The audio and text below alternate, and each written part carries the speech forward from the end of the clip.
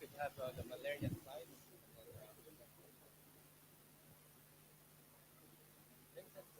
So let's put the malaria slide. Allô, allô.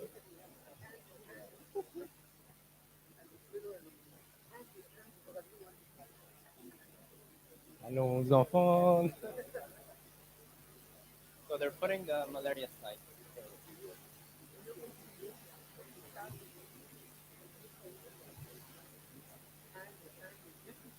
It's up to you, or whatever you prefer. All good.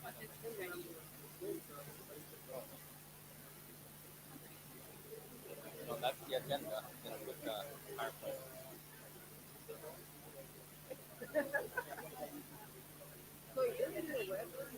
You're right. Yeah, yeah. So she said she'll skip it because we were late. No, he knows that he's gonna put malaria. So it's fine. You'll be standing. Okay. Nice.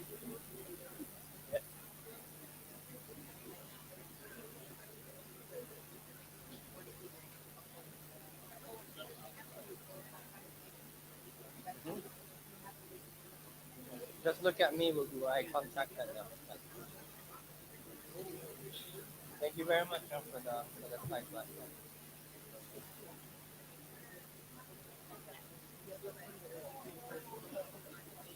Yeah, yeah. I mean, and then you tailored it.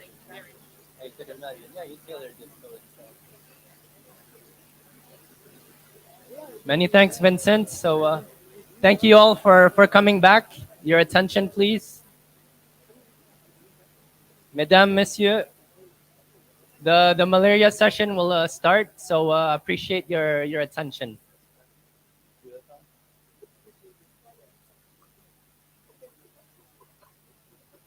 Thank you, everyone, for your attention. So, we're now going to proceed with Dr. Rupal on the malaria slides. Thank you.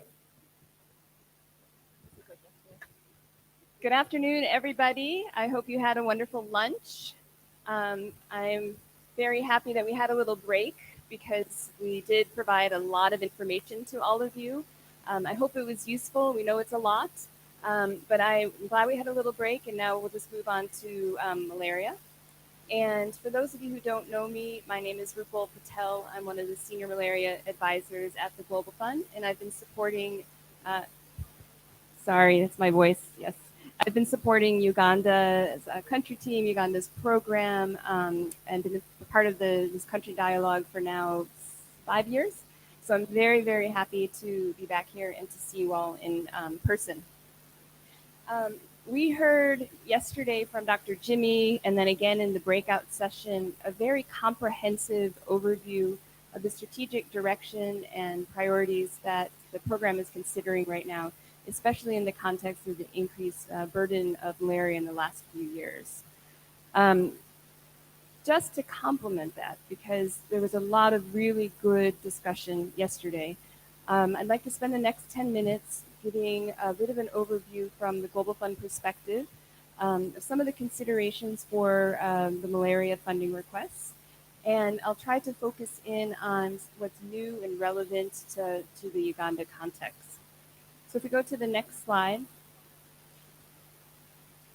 a lot of this you saw this morning, so I'm going to be brief. But again, we really encourage you to look at the resources that are online. Go to the next slide, please. And specifically, the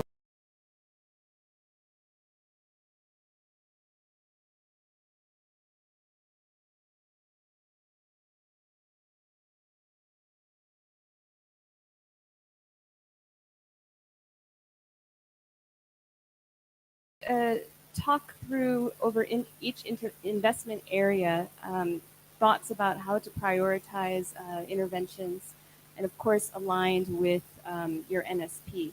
And then lastly, there's some very specific global fund considerations around malaria commodities, around service delivery for malaria interventions, and other operational considerations that you might not find in some of the technical guidance.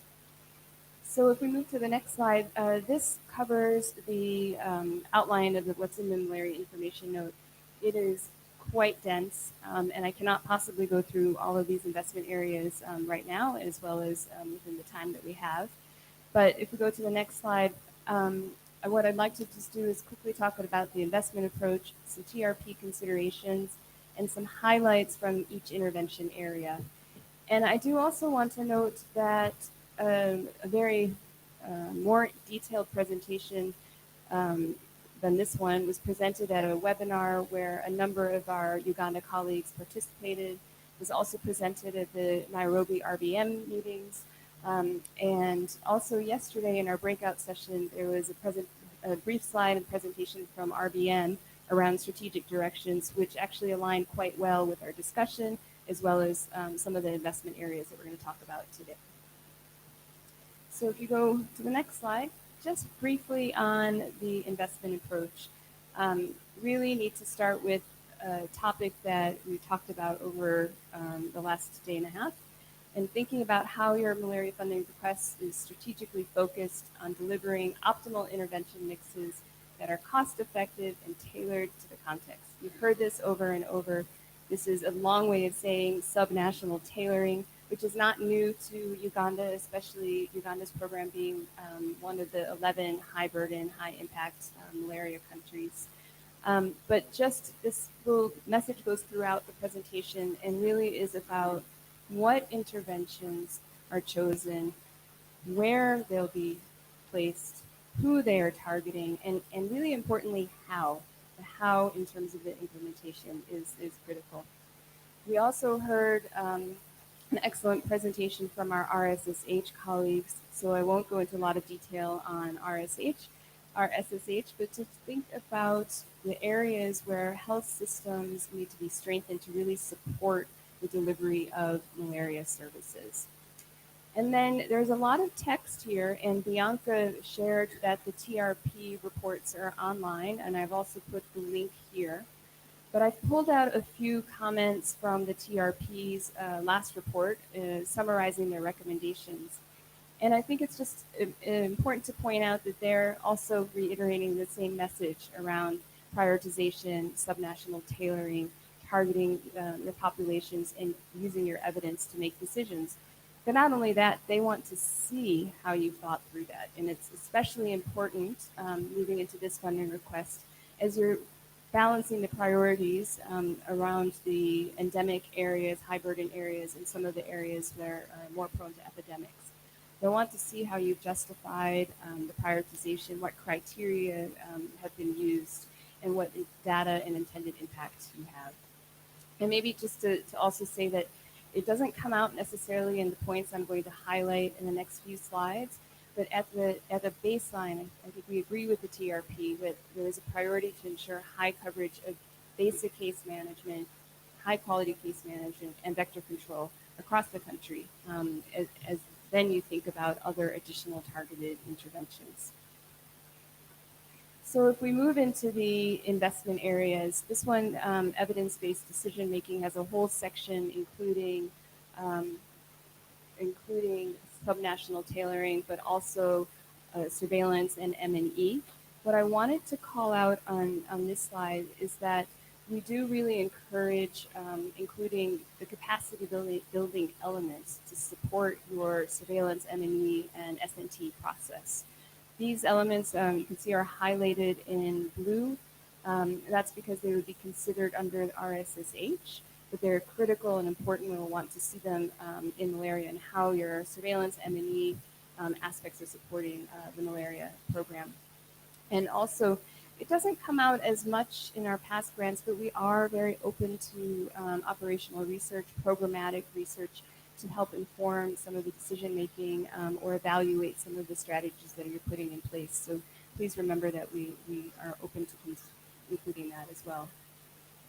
If we move to the next slide in terms of vector control, very busy slide, just to give you a flavor of how many aspects are included in the information note. One thing to say across the board for vector control, it comes back to evidence-based prioritization in terms of your product selection, your implementation modality, the timing and the frequency of delivery. But I want to just move to the next slide. I've cleaned it up a bit so you can see what a bit, I don't think you agree, but just a bit, to see some of the important things moving forward in the discussion. Yesterday, we heard about different potential modalities for LLINs and service delivery, different targeting of IRS, and they're all very important discussions. But the important thing we'd like to say is I think the TRP would really first like to see your national vector control strategy. That is the underpinning for the decisions about which tools, which products, and where they'll be targeted. So for ITNs, first, just to call out, we're very excited that Uganda has used new generation nets, and we would hope that our recommendation is that the new generation nets, at a minimum, are continued within the next allocation. But we also know that you'd like to do more. So it would be really helpful to see your optimal effective coverage, maybe not just for nets, but also for IRS in the funding request. And then knowing that you have to prioritize how those decisions were made, just reiterating the first points I made from the TRP. And this is a bit different maybe in terms of the guidance that you're given in terms of trying to show your optimal situation. It's also reflected in the updated program gap analyses. For both case management and vector control, there's a section that is allowing for what is your ideal scenario. And I think it's important because one, it shows where we might have gaps. Two, there might be opportunities to fill these gaps with above allocation. And three, just to give a sense of your vision and your strategy for vector control. One last quick word on indoor residual spraying. Of course, an important tool here in Uganda. We continue to emphasize demonstrating the sustainability approach, the adherence to insecticide resistance management, and then also quality of implementation. If we move to preventive therapies, at yesterday's meeting, we heard from Dr. Jimmy around WHO's expanded guidance on new preventative chemoprevention therapies. And just to say an outline that we're very supportive of all of the ones that are included in the guidance, and that includes SMC, IPT, school children, discharge malaria chemoprevention, which seems to be of interest for the country. But for all of them, it will be especially important to demonstrate what modalities will be used for service delivery.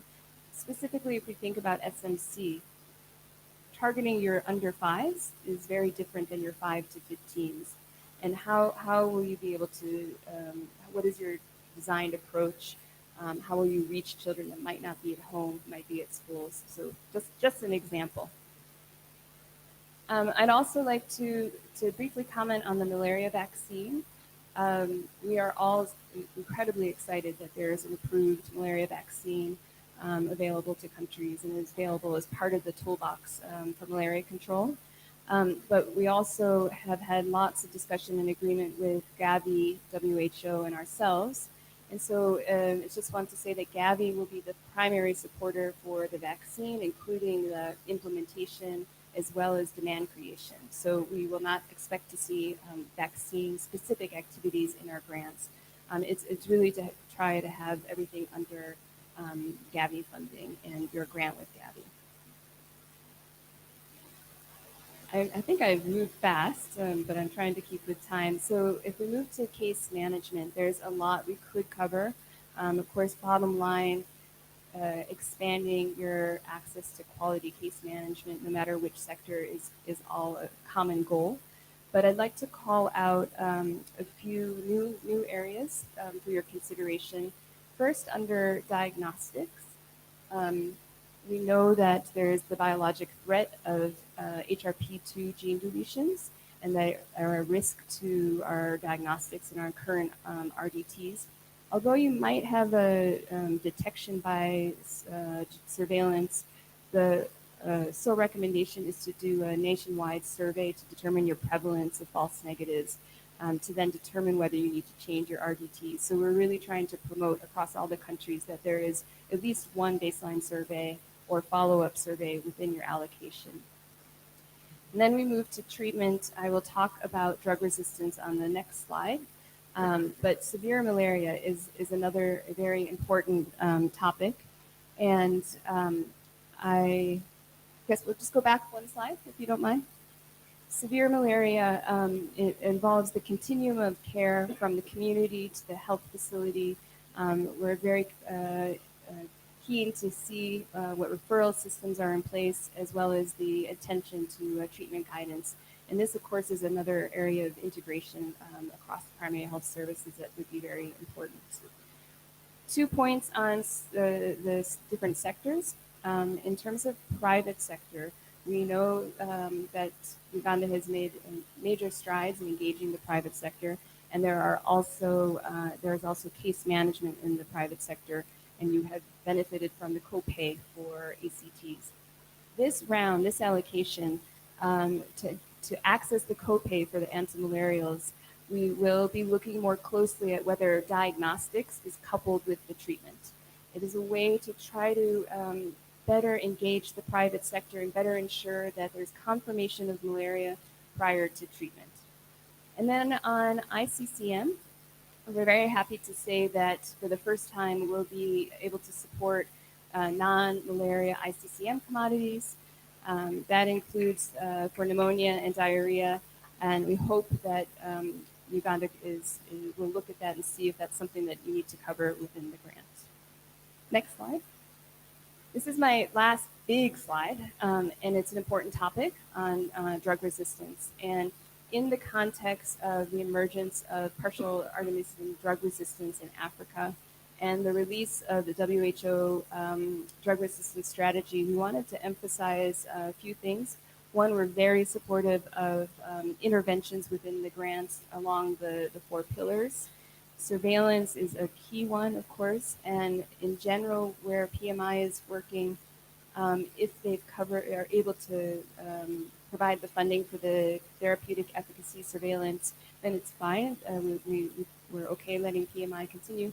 But if you feel the need for expanded sites or more arms for your TESs, Global Fund can come in. In addition, there is not a lot of clear guidance on how to preserve our current ACTs. And the Global Fund feels that we should do everything we can in a proactive manner to preserve our current ACTs while we wait for new products. And this could include diversification of your antimalarial choices in country, and we're ready to help support those discussions. We also know that a limitation for diversification has been the differential in the prices for ACTs, and we're working with partners to try to find market interventions such as a copay to help level out the prices. So I just wanted everyone to hear that this is something we're happy to work with you on as we move forward. We talked about RSSH investments. This just is a flavor of critical ones for malaria programs, and our colleagues covered these extremely well, so I won't go into them. And then there are a number of cross-cutting areas that have come up in other presentations. Sorry, I'm moving here and I'm forgetting to look, but if you can continue to the next slide. And then to the next slide. I'm not going to read through all of them because the information is quite dense, and we can take any questions as we move on. But just to reiterate, some of the points that we saw from yesterday really do reflect a lot of the considerations that I have mentioned. So evidence-based programming, community engagement, implementing for impact. I liked that from Dr. Jimmy. So there are a lot of things that resonated, and I see it reflected in some of the guidance that we have. So I will stop there, and I think we're happy to take questions if it's allowed, or I will turn it now over to Dan.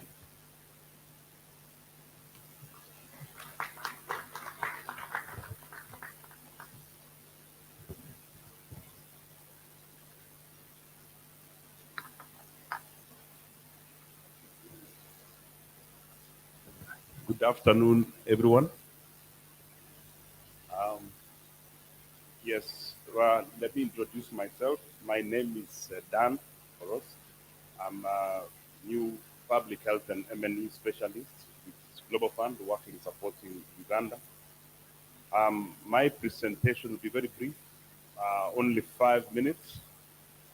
It's about MNE, yes, MNE guidance for the funding request. This actually is part of the Rssh presentation, but wanted to give it a little bit more focus as we begin to develop our funding application. As Madam Pierce said yesterday, that the foundation of all decision making will be on evidence, and therefore we need reliable data to be able to make that evident.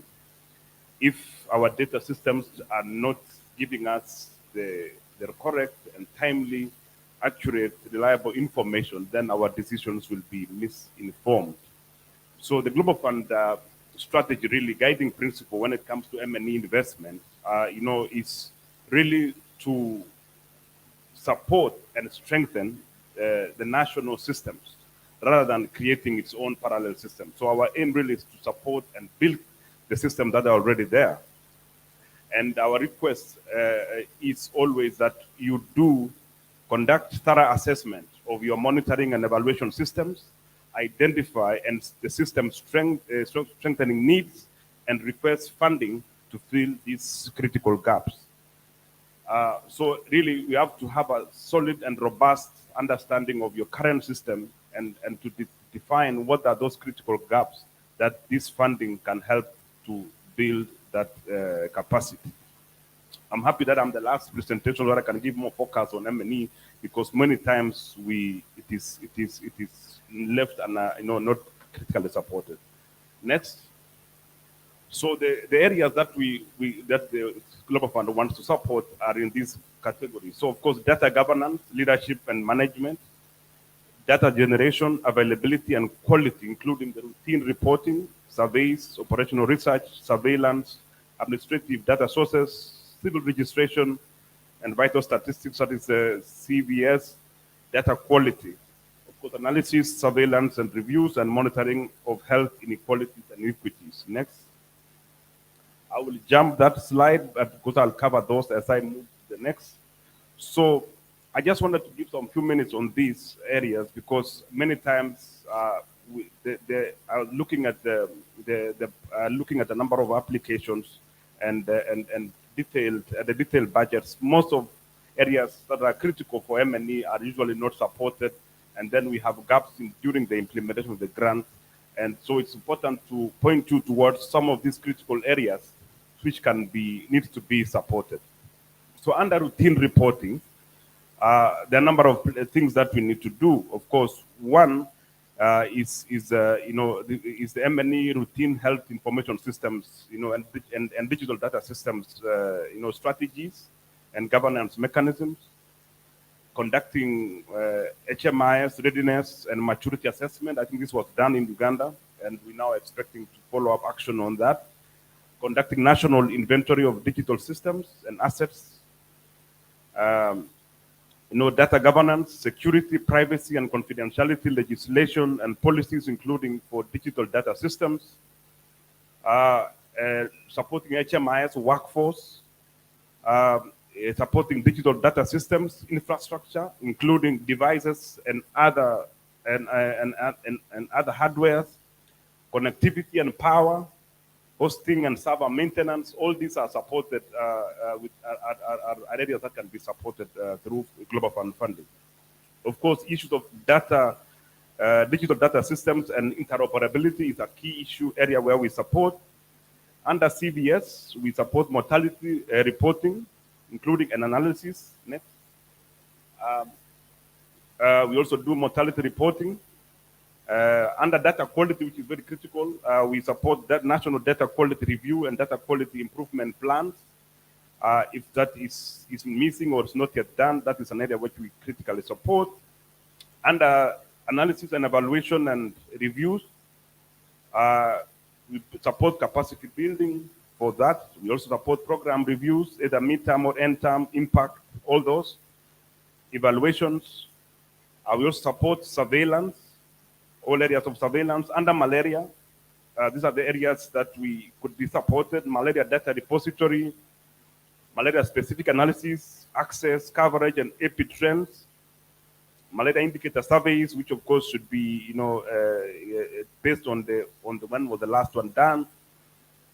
Still under, we can still support insecticide resistance monitoring, therapeutic efficacy surveillance, HRP2 deletion studies, all those can be supported.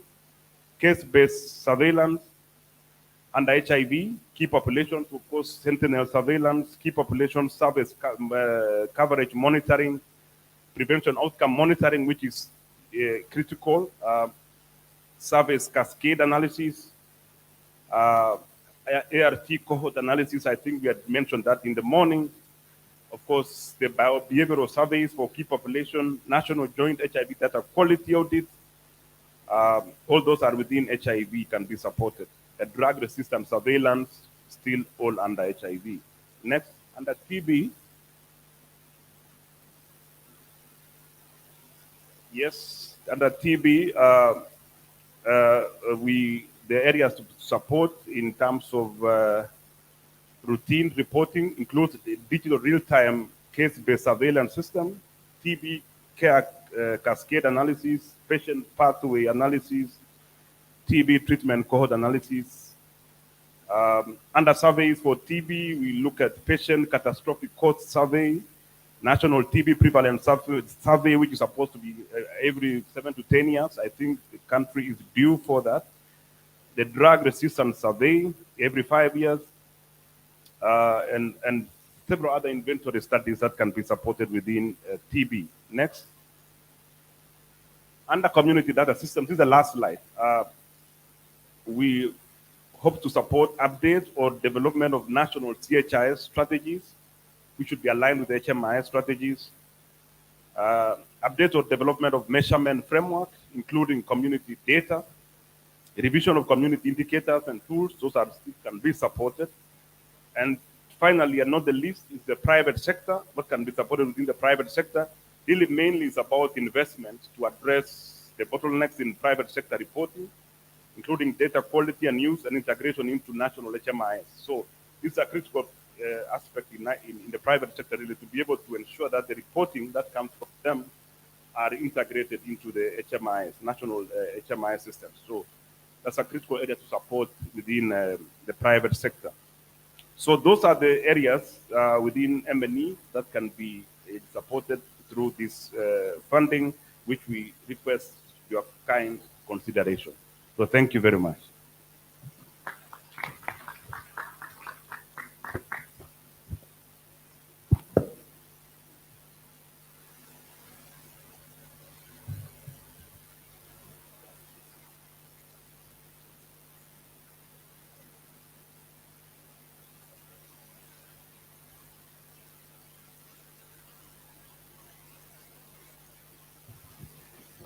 Thank you. A very big, loud applause for the GoFund team for being able to update us on and guiding us on how to go about writing the proposals and showing us clearly the priorities and how to go about them to make our life easier, so we don't have to try and decipher something very complicated in trying to see what we need to do. So I think we are well guided. And right now, we can just maybe get some comments from you. If you have something to ask, you can ask now. But I believe everything was very clear, and I believe that we shall have time to look at the presentations since they promised to give them to us. So maybe we'll just go ahead, unless if anyone has, one of my seniors and bosses has something to say. I have to be careful about that. So thank you very much, Jeff. We'd like to call the malaria team to come and make their presentation right now. You have about 20 minutes, then we can discuss, and then we'll follow on with the RSSH team. So Those ones you listen carefully because we are going to have to discuss them to make our proposals. Thank you.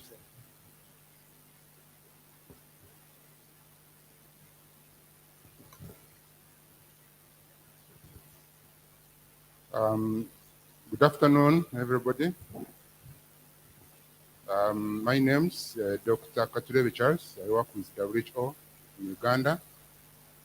I'm in charge of malaria control and neglected tropical diseases. In our group, malaria, I was facilitating malaria group together with the rapporteur, Dr. Mary Tabaro. Can you stand up for recognition? And the group was graced by the participation of key people. The PS was in the group. The Director of Public Health was in the group. Dr. Jimmy Otigo, Commissioner, was in the group. Commissioner Tsime was in the group. And then CCM, the chairperson of the program, and I thought it was really a rich discussion, and I want to really congratulate you and the team that gave their inputs. So, Tabaro, you have to continue with your work. You are going to continue jotting what you are going to get from here so that we improve our presentation. So, colleagues, as a way of introduction, that's what we started with yesterday. Just to put together, to put everybody in order so that we are at the same page as we discussed. And we reminded each other that this grant is going to be based on the Malaria Strategic Plan. And the program has a strategic plan, 2021 up to 2025, with a clear goal, clear strategic objectives, and we agreed that this grant is going to be based on that. And everybody, including stakeholders, the private sector, have to implement that strategic plan. And we also reminded that this strategic plan, of course, is government-owned and led. So everybody has to fall in and implement that strategic plan. So the grant priorities, all the grant priorities are linked to that strategic plan objective. So during the period, about 2 to 3 months, around about 2 to 3 months, we held consultative, broad consultative engagements with everybody. All stakeholders, malaria stakeholders in this country were consulted on how to move forward because we are seeing a reversal, trying to see a reversal in malaria, trying to see consistent or lingering an epidemic of malaria in the country. So we decided to consult widely. So everybody was consulted. We started with the Rethinking Malaria initiative, supported by WHO, but done by the country, by the Ministry of Health, and we consulted stakeholders up to the community level. We said, what do we do? So there is a report of that, and there is what we should be doing. But it is a okay. The second one was a detailed expert review because there was a lingering epidemic in the country.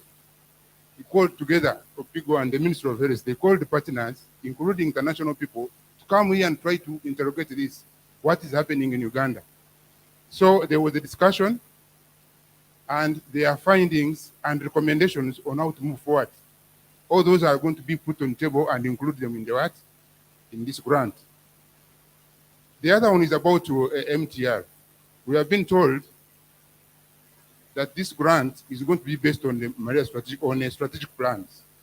But they have also been guided that the strategic plans can be beefed up with additional assessments. So the country went ahead and did a midterm review of the strategic plan. Look at the lessons, achievements, lessons learned, and try to forge a way forward.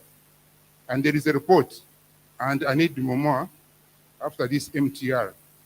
This MTR was highly consultative, including private sector, including all stakeholders. So when we got the priorities, there is a column where they say source of information. You will see that we are indicating that everybody is included. So we shall not say this one is from private sector, this one is from Ministry of Health, but from all of us. So the last one is about civil society consultations, which were presented here. Dr. Baram, you presented something, you went and consulted also, and you came again with the same recommendations, which we have included in there. So also we discussed the strategic shifts. In addition to the other strategic plan, what are strategic shifts are we trying to talk about? We talked about the decentralization. We said this one, it has been written, but how do we do it? We need to include the private sector and multi-sector engagement. We talked about integration. We are reminded that we shouldn't go silos, that we need to integrate up to community level. That's why we are going to manage malaria control. And the third one is about stratification. The current strategic plan of malaria was, they did a stratification, and they did some sort of national, subnational tailoring of interventions. The guidance we have got from Global Fund for the country, the current strategic plan of malaria, it's already stratified. They know where they are going to do vector control, they know where they're going to do ICCM, they know, and why. All the reasons are there in the strategic plan. Now, the first one, this one is new, and I think I heard from Global Fund, they were saying, you know, when you come with an innovation, you might attract some additional funding. This one here, transform malaria programming from to public health. And then the second one is about incident management. We agreed, and the government is guiding that malaria control going forward, this has been an epidemic which has been lingering for a long time. They need to change from programming, this program, the usual program, program, we go to incident management system. Incident management system is a system where there is a structure, a command structure, together with Jimmy, who is a program manager, will be having other people in line with an incident commander, incident manager, all pillars of the incident, of the emergencies activated at the community level. So this is a new one, and it has to be functionalized. So it means we need to look for money for it. And I think Global Fund might look at it and support it. We also talked about meaningful engagement of structures at all levels, of course, including private sector, religious leaders. Now we are going to the community, the cultural leaders. We need to bring them on board. And then the community resource persons, and of course, all MDAs. And then we agreed that this grant going forward and the malaria programming and management will be focused on community systems at the community level. So let's continue and see the summary of the priorities. I have already said that here we didn't put the details. That's why I was trying to labor through what has already been done. Rethinking malaria, MTR, all those assessments have details of what we are going to present here. But here we have tried to put priority interventions. The details, the dots are somewhere else. And since everybody is agreeing with we did it together, there is no contention. So you are going to see in this column which says the source, where is the source of this priority? You will see that we have put public, private sector, and civil society. All of us, they agree with this. So the first one is about case management, but we have decided to call it commodities. So these commodities will be antimalarials, diagnostics, and blood. And these ones will be procured and be available for all, including health facilities at the community level, ICCM, community case management, and the private sector, including schools. We shall see how to tweak that, and then we look at where there are gaps. You know, these priorities, there are other partners who are supporting, even government is supporting, and other partners. But we are going to look for where there is a gap. But we are saying global fund, we are going to prioritize commodities, which antimalarials and blood and diagnostics. On vector control has three components. We talked about ITNs. And ITNs, we're going to do mass ITN campaign and routine. And they have already talked about that we are going to use the new generation nets. The second arm in vector control is IRS. The group agreed that we are going to continue with IRS using the other the stratification I've talked about. The Global Fund is already supporting IRS in West Nile, and there are other partners supporting in other areas. So we are going to see on how to move forward, and we are already gotten a guidance from Global Fund. Environmental management, that's another one, including lava source management, where there is also, so this one will be a critical area, which will need participation of many actors, including when you come to national level, including the environmental, departments within the ministry. For example, the environmental department, you go to ministries, you go to Ministry of Agriculture, go to Ministry of all those ministries are going to come in here. And we're also guided, we're going to put something which is an innovation in here about a cleaning day. There will be a day in the country where everybody will be stand still and say today is for cleaning. Whether you're in Kampala, whether in Karamoja, whether in West Nile, or Kisoro, will be a cleaning day. And it will be towards environmental management, what is hygiene and wash, but also malaria control. We have preventive therapies. It's also a priority where we are going to do intermittent preventive treatment, seasonal malaria prevention, and others. The way we are happy for us, we are presented after Global Fund. But when we look at what we have already put, it's as if it's a mirror image of what they want. So I think malaria has already passed almost. So let's go to the other one. So number 6 is about advocacy and social mobilization and community engagement. This one is very important. Using all structures, including the CSOs, and demand generation.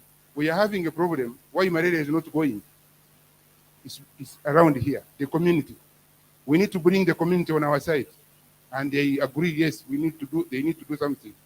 So we need to have consistent messages, consistent engagement, not engagement which is linked to an intervention.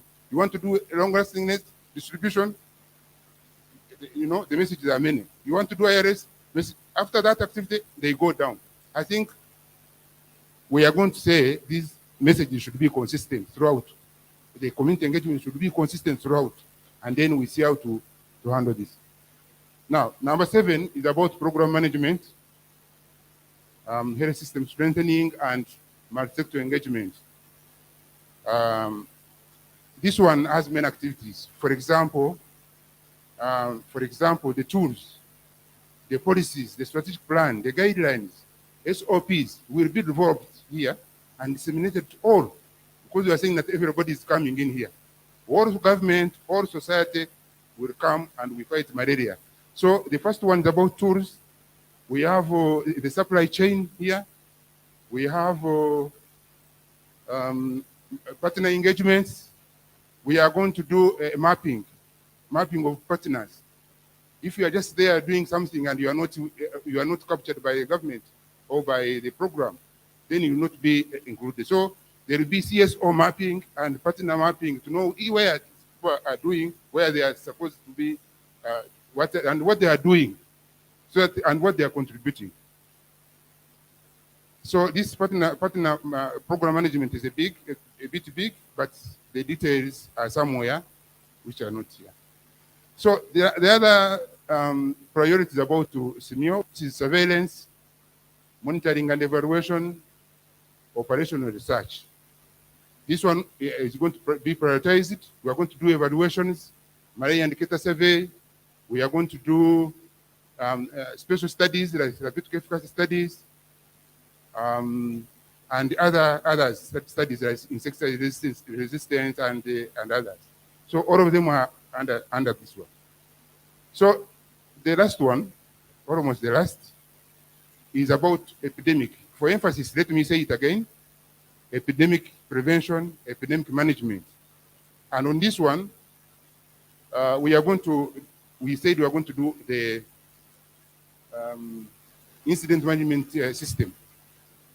Incident management system. You know, previously these epidemics have been, they have been fought by the program under OPIGO. The program, then the partners come.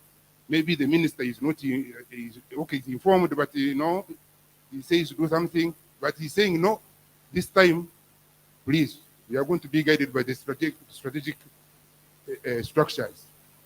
If you can handle Ebola and finish it within 3 months, if you can handle COVID, you nip it in the bud.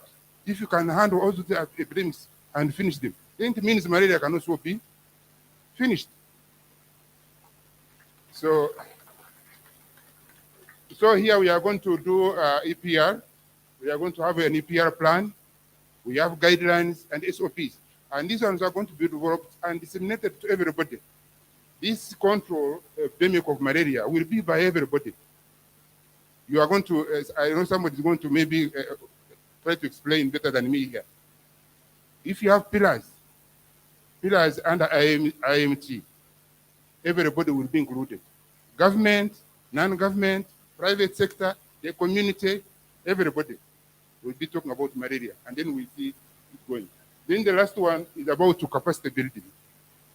If you are going to have a structure, we shall have capacity building of everybody to understand what does it mean.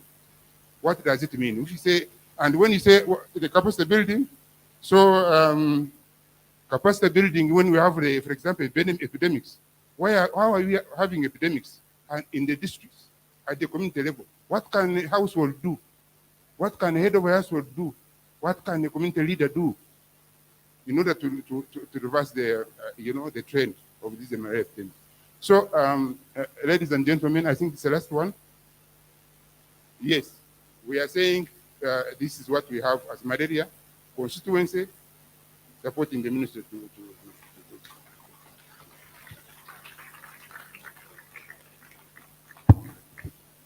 Thank you very much. So the question is, I know the clues are around. They are going to answer.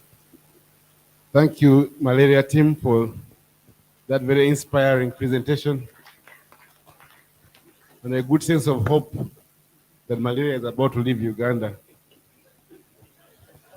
Thank you. We are truly lucky to be Ugandans. And now, sorry, we're not asking any questions now because of time, so we are going to invite the RSSH team. As they come, just think about that dream of a Uganda without malaria. It is coming true. RSSH. Thank you.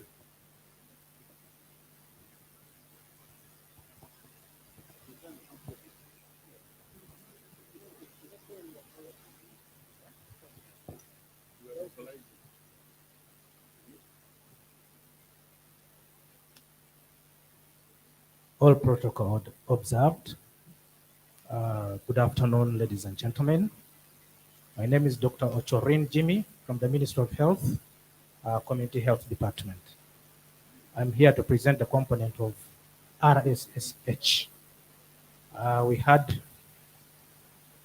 very big shots from the Ministry of Health and CSOs. I want to request them, of course, led by the Director General, represented by Director Dr. Laro. I want to request you to kindly wave to the team, to the House. Thank you. Yes, going by our first slide, the first component is on health sector planning and governance. And the key priority interventions included support for policy review, regulations, standards development, and analysis. In terms of the Ministry of Health strategic plan review and development of the new health sector plan, new sector plan.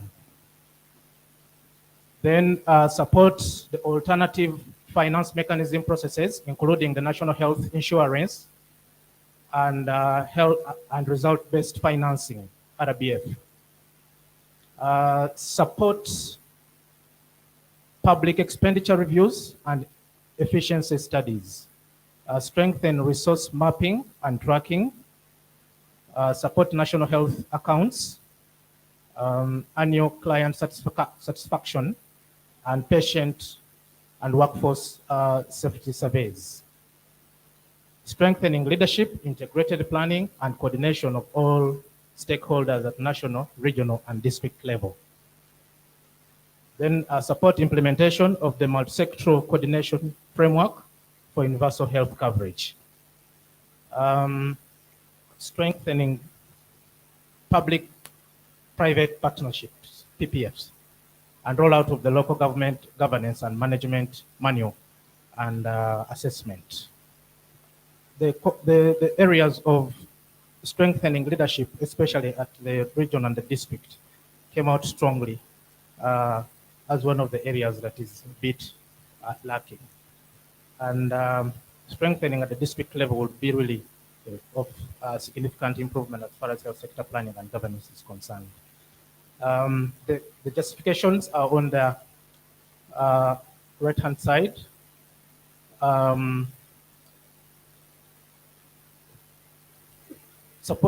Supporting of policy reviews and regulations. The justification is due to weak governance and coordinated planning and implementation in the sector results in duplication and wastage of resources. There's efficient utilization of inefficient utilization of available resources, and quality improvement are critical in increasing access and quality of services. Next slide, please. Human resources for health. Performance management of health workers came out as a critical priority, and the justification is availability, accessibility of quality health care services. Then staffing needs assessment based on the burden of care, and improving systems, putting in mind inclusive of digitalization for recruitment and selection processes, development retention, and rotation strategy framework. Training, development and mentorship on protections from sexual exploitation and harassment, plus gender streaming. Then workplace safety. The justification that's written there: availability and accessibility of quality healthcare services, improving availability and performance to better patient experience and care, ensuring a healthy workforce, and addressing inequitable access to health services. Community system strengthening. Review and develop an integrated essential community service delivery package that incorporates prevention, promotion, community case management, surveillance, referral, and rehabilitative services. This is quite very comprehensive, which we think we need to, the Global Fund needs to strongly look at to support. Develop and operationalize standards for community health workers, recruitment. Of course, this includes the VHTs, the Qs, that contains policies and guidelines on selection with a gender-sensitive methodology, job description, education, certification, recruitment, development, and remuneration of community health workers. Align the essential medicines and health supplies packet for community health with an updated essential medicines list and supplies for Uganda. Updating and digitalization, production and operationalization of existing community health information tools. Then routinely train community health workforce on basic ICT and digital community health systems, and equip community health workers with appropriate digital tools for community health service delivery. The justifications, we want a well-coordinated, integrated community health service delivery platform for provision of comprehensive, equitable services. Then also, this will enable an integrated data capture, analysis, visualization, and use of essential services delivery at community level. Next. Still community, develop and implement community-led monitoring, feedback framework and mechanisms. This will strengthen existing applications and platforms, including the U-Report, I-Report, the M-Track, the community scorecards for improved accountability. Community-led research to inform advocacy and monitoring for improved service delivery, resource mobilization, and policy reforms. The next priority is support community engagement, linkages, coordination, and referrals. This has really come out strongly during our fight of the pandemic, COVID-19 pandemic, but also the recently Ebola fight. Through this, we intend to expand the community health workers, including the Qs, the VHTs, beyond ICCM, that is malaria, and also beyond children. Build capacity and incentivize community health workers to support community engagement, integrated essential services delivery, referrals, and first-level responders, including for malaria, TB, HIV, pandemics, and emergency situations, and community supply chain management. Supply and facilitate peers. These are the other community health workers for vulnerable populations, KPs, PLHIV experts, TB experts. Then capacity building and leadership development. This we intend to strengthen capacity building and leadership development of networks, CBOs, CSOs for community-led advocacy, community engagement, mobilization, and data use and resource tracking. The justifications for all these priorities, interventions will address the gaps in accessibility, acceptability, availability, and quality of health services by all population categories, not forgetting persons with disabilities. Improve coordination, joint planning, accountability, linkages between communities and health systems to address gaps in leadership capacity for networks and movements in delivery and monitoring of health services. The notable gaps in health financing at all levels. Next slide, please. Service delivery. Key priorities include increased capacity for the Uganda Blood Bank transfusion services. I should probably say this in bold. Uganda Blood Blood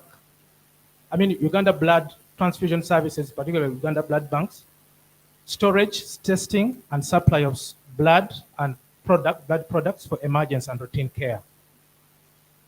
Strengthen national call and dispatch system, plus the national ambulance services. Develop tools and capacity building materials for building capacity for integrated people-centered quality services, including, for example, the integrated management of adult illnesses, not forgetting older persons.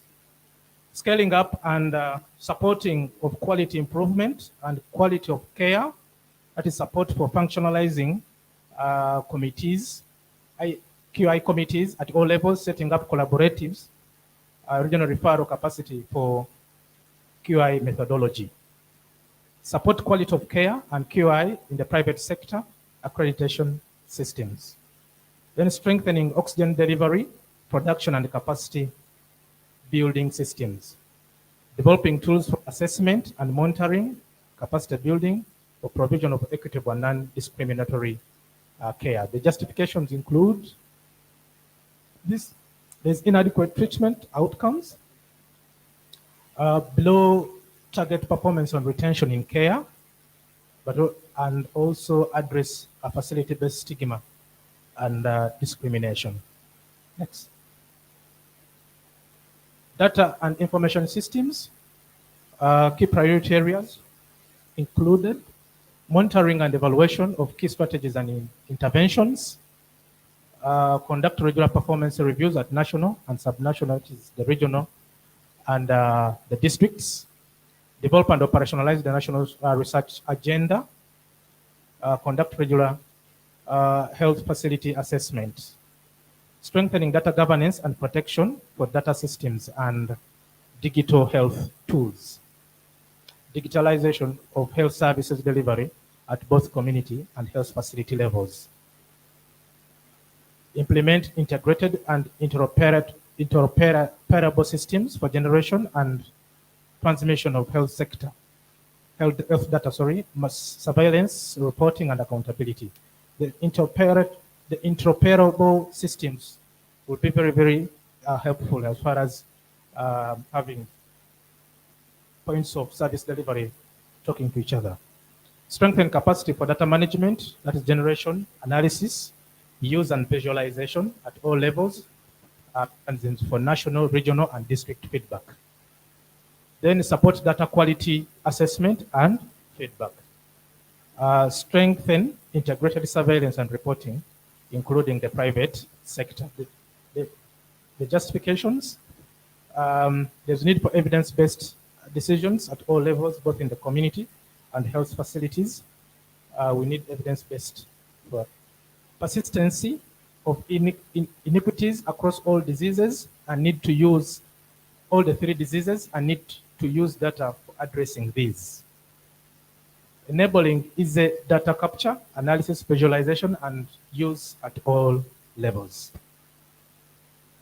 Health financing systems.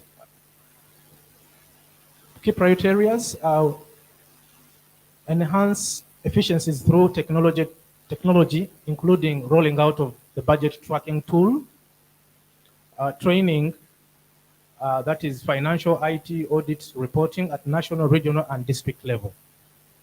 Strengthening budgets, financial management, and accounting capacity, especially at district level. Strengthen capacity for assurance services. The justifications, that there's inadequate and ineffective utilization of available funds at all levels. There's low absorption and delays in accounting, affecting pace of implementation of interventions, and further driving inequities. Next. Health infrastructure. The enhancement of oxygen production, transportation, and administration.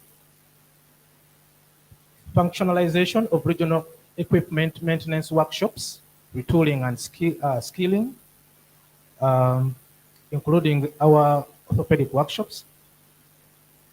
Enhancement of the imaging diagnosis, diagnosis including ultrasounds and x-rays in health centers and general hospitals.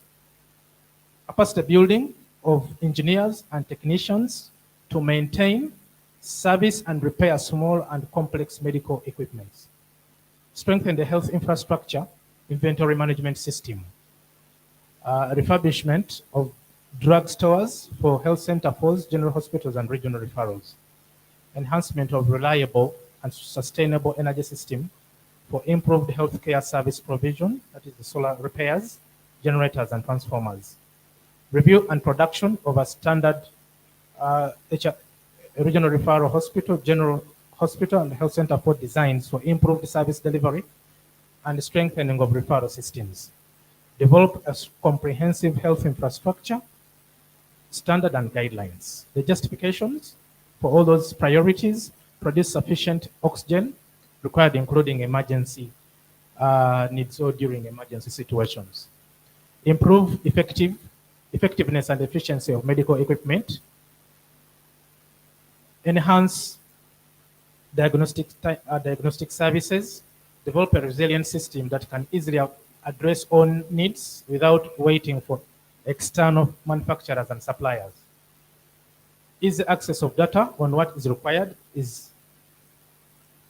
what is available, what is missing, and what needs to be done for proper storage and management of drugs in public facilities. Then the other justification is a substantial number of health facilities are not on the grid.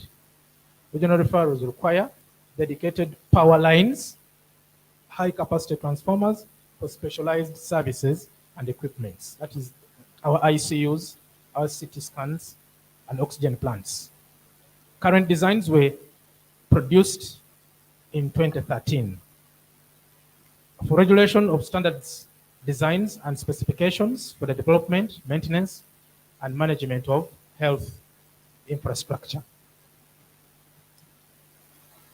For laboratory, in governance and planning, we intend to have review of the strategic plan, strengthen regionalization of lab, updating guidelines for pre and post marketing surveillance for lab commodities, in human resources for labs, including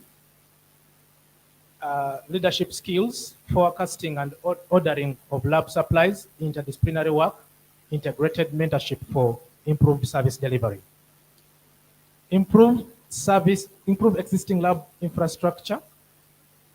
We intend to expand space at the national reference labs for key functions, upgrade and refurbish of select labs at regional referrals, increase the biosafety level at select regional referral level from level 2 to level 3, equipment for integrated diagnostics, especially point of care, equipment maintenance at regional and national workshops.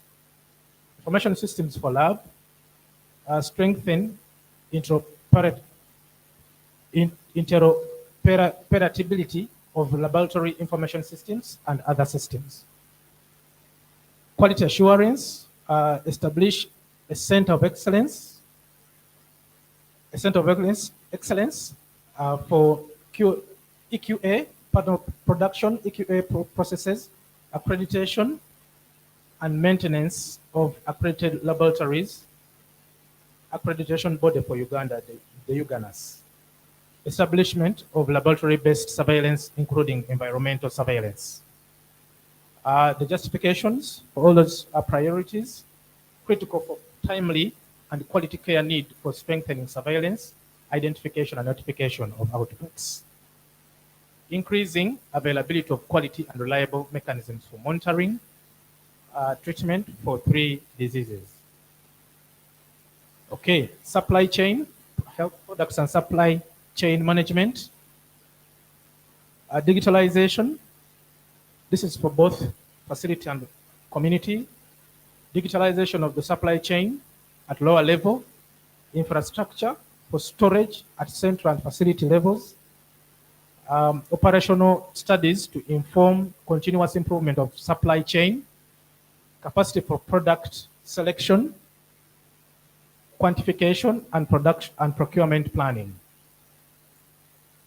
Strengthen regulatory capacity for quality assurance, including equipping the new NDA laboratory tower, post-market surveillance and pharmacovigilance activities, establishing and rolling out the track and trace systems. Geomapping of outlets, automation and integration of regulatory systems, capacity building of regional structures for inspecting and enforcement. Provision of transport equipment and mobile laboratories, management of pharmaceutical waste, community sensitization on e.g. on medicine compliance, specialized training of laboratory personnel, healthcare waste management system across the value chain. Justifications, better inventory management and commodity availability, addressing antimicrobial and vector resistance, need to promote rational medicines use for better treatment outcome. Then sustainable and environmental conscious use of health products, addressing waste accumulation from waste activities. Finally, accountability of commodities to last mile. Thank you, and thank you very much. Thank you very much. System strengthening. I hope that everyone feels that they are being represented in this presentation, because it was really comprehensive. Some people are doubting if there was any prioritization, but I think it was there. Yeah. So again, we'll say we'll have no questions for now. Keep your questions for after the next presentation. So we're going to have commodities coming. Community, please keep your cool. We are going to have time for you. Just hold on. We'll give you a ventilator for your emotions. So, products, health products. Can you please come forward?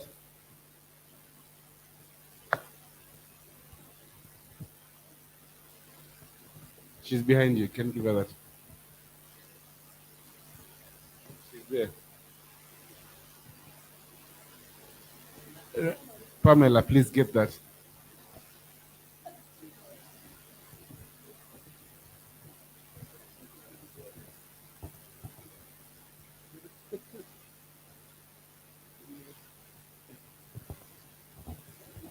Good afternoon. So I'll briefly highlight the commodity requirements for the 3 diseases, cutting across medicines, prevention, and also laboratory.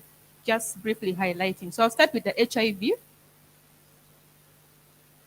So briefly, just this slide is to highlight to you where we are. I think it was ably presented yesterday that we have about 1.3 million people on treatment, but this information is crucial to us because this is what we use to estimate the medicines requirements. And then they are stratified as those. We have people on first line, almost the majority at about 95%, the second line about just below 4%, and the third line, which has been the center of discussion this year, is about 0.1%.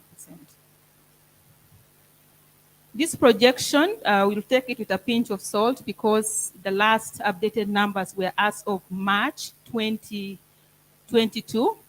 So the team for spectrum projection are working on the updated figures to give us the January 2023 numbers to help us estimate this need. But this is basically the number of people we expect to be living with HIV in 2023, which is 1.3. And then in 2024 is 1.38, and then about 1.4 in 2025. But we shall receive the latest projections spanning over the grant cycle very soon. And these are the new numbers, just for your information, that we treat those who are on treatment, but also the new ones that become infected. Next. This is just to highlight for you what this grant has been funding as far as the HIV portfolio is concerned for the commodities. If you recall, we had an allocation of about $303 million for this grant cycle. However, the health products took about $259 million, representing about 86% of the overall grant budget for HIV. So the picture will be similar in this grant cycle. So we take note of the gaps that we have because we want to fund the gap. We map contribution from all our partners, and I think this is a good practice for all areas, that we need to recognize what other people are contributing to the disease program And so we have the total need for this grant cycle is for ARVs, about $414 million. And we have proudly representing government of Uganda, giving us $39 million per year. This contribution is assured, so we can for certain put it here in this gap analysis. And so we have, in total, we'll be having about $118 million from government of Uganda. And then, of course, from the Global Fund, we wait for this application to be able to allocate, but bearing in mind the previous allocation that will be similar to that.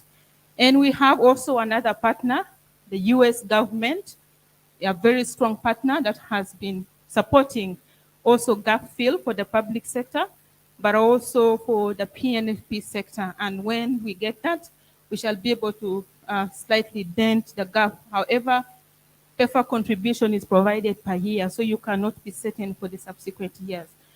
With all that in mind, we currently present to you a proposal for a funding need for ARVs of $296 million.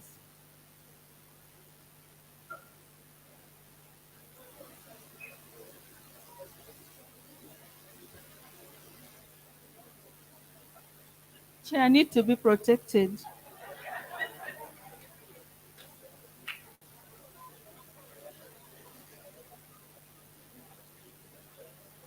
Yes, so for lab, we have the laboratory component.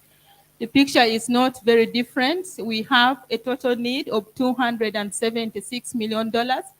Again, government of Uganda, through this grant cycle, began funding for laboratory commodities, especially the gene experts at a tune of $10 million per year. And for the 3 grant cycle, we will have a allocation of about... Can you please pay attention? You know we have all the big guns here, so you can crack the whip. She's protected. Yes, so we'll have GOU contributing about $31 million during this grant cycle. We hope that also at a certain point to increase. Again, for GF, we shall be able to allocate through this process, and then also the US government. And so the funding that currently we can present as of today is what is coming from GOU, giving us a funding gap of $245 million for lab. Next. This is just cotrimoxazole to tell you that cotrimoxazole is still a very important product for us. We still have our newly initiating patients taking Cotrim, those who are severely ill, in WHO stage 3 and 4, the pregnant and breastfeeding mothers, adults and girls, and young women 0 to 15 years, and also on third line still need cotrimoxazole. Just to highlight that we shall also be providing for that. Next. Condoms for prevention, the need is $16 million for this grant cycle. Next. The summary of the gap across all portfolio, after considering all other contributions coming from everybody, is $207 million. Sorry, just back a little bit. It's not 207. It's 589. Thank you. Only, yes. Next is TB. For TB, we have notification cases. Again, this is a projection. And the program is working very closely with WHO to also finalize the projection. But again, we have had to do a draft projection. So this is what we use to be able to estimate the requirements. Next. The medicine for TB, we need $12 million as a requirement. GOU has also been funding the first line significantly at a tune of $4.4 million per year, and that leaves us with a funding gap of $8.3 million. That's for first line. The second line, it's similar picture. Need is 4.1. GOU is about $450,000, and the funding gap is $3.7 million for the TB. And the TPT is for prevention is $9.6 million as a gap. Next. Now, we also have the lab component strongly for TB. The need is $54.7 million for the 3-grant cycle. GOU funds lab as well. We have $8.5 million as a contribution from government of Uganda, and the gap for this is $46.2 million. That's the summary for the TB. We will have the 20, 23, and 26 giving us about $70 million as the gap, and I think the allocation was 30 million. Finally, on malaria, for malaria, we have highlighted just the treatment area for a few components, but there are 2 others that I have left out, and I'll explain why. So we have the first-line treatment, which is, of course, artemisinin-based combination. And here, for this grant cycle, we will need a total of $43 million for the medicine. And we also have the RDT requirement, which is about $35 million. A Tesonate injection used as a second line will be $14.8 million. And then a direct to Tesonate as well for pre-referral and for use in the community will be about $282 million. We have the long-lasting insecticide-treated nets, sorry to mention this, that we have about 66. So for this grant cycle, for malaria, we have been allocated $178 million for commodities. Again, this is to just highlight that the picture might be similar. So for the medicines for malaria, our projection for this grant cycle, again, we have the artesunate at $58 million. This is a requirement, not the funding allocation. And for the RDT is $51 million. Artesunate injection, 16. We have direct to artesunate, and then the long-lasting insecticide-treated net. We have not included the routine net. We are still discussing this because we also have other partners that are supporting routine net, and we'll be able to harmonize that with them. Secondly is the seasonal malaria chemoprevention. Also, we have not included that. I think in the current grant is about 800,000. We are also discussing our approach to that, and we'll be able to include. And finally, the IRS, we have in this grant, I think, been able to use about $18 million for IRS. And also, we are still discussing on our approach for IRS, and then we shall be able to include into this. So that will take us to about $290 million for the malaria commodities need. Thank you.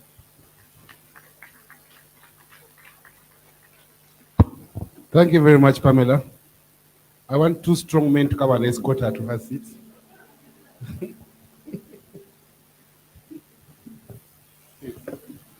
Yeah, so everybody, I think the programs are available to respond to a number of queries, but also the department, the assistant commissioner is also around to be able to clarify some of the issues. Thank you. So where are the Kanyamas? Please come and escort her to her seat. Thank you very much. She's well protected. Wow. Wow. Someone take a picture, please. She may never have that chance again.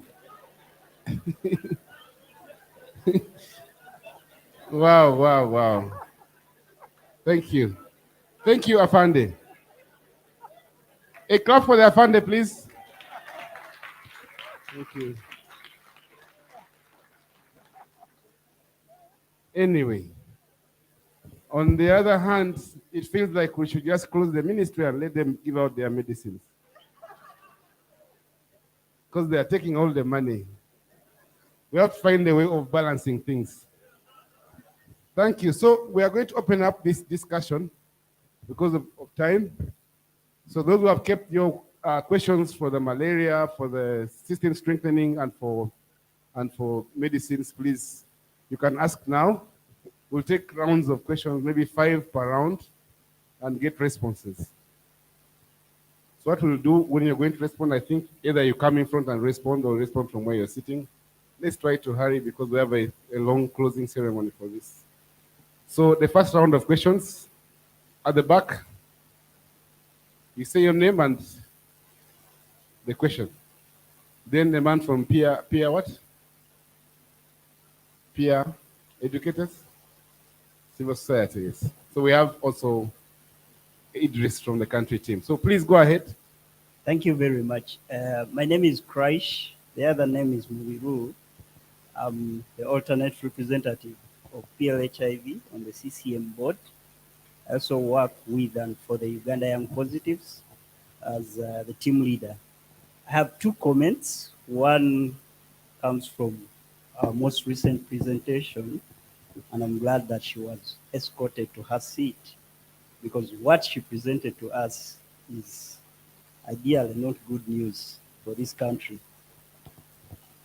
There is evidently a very big gap in most of the things that we're looking at, and we want to congratulate Guy on you for the small resources that you put in there.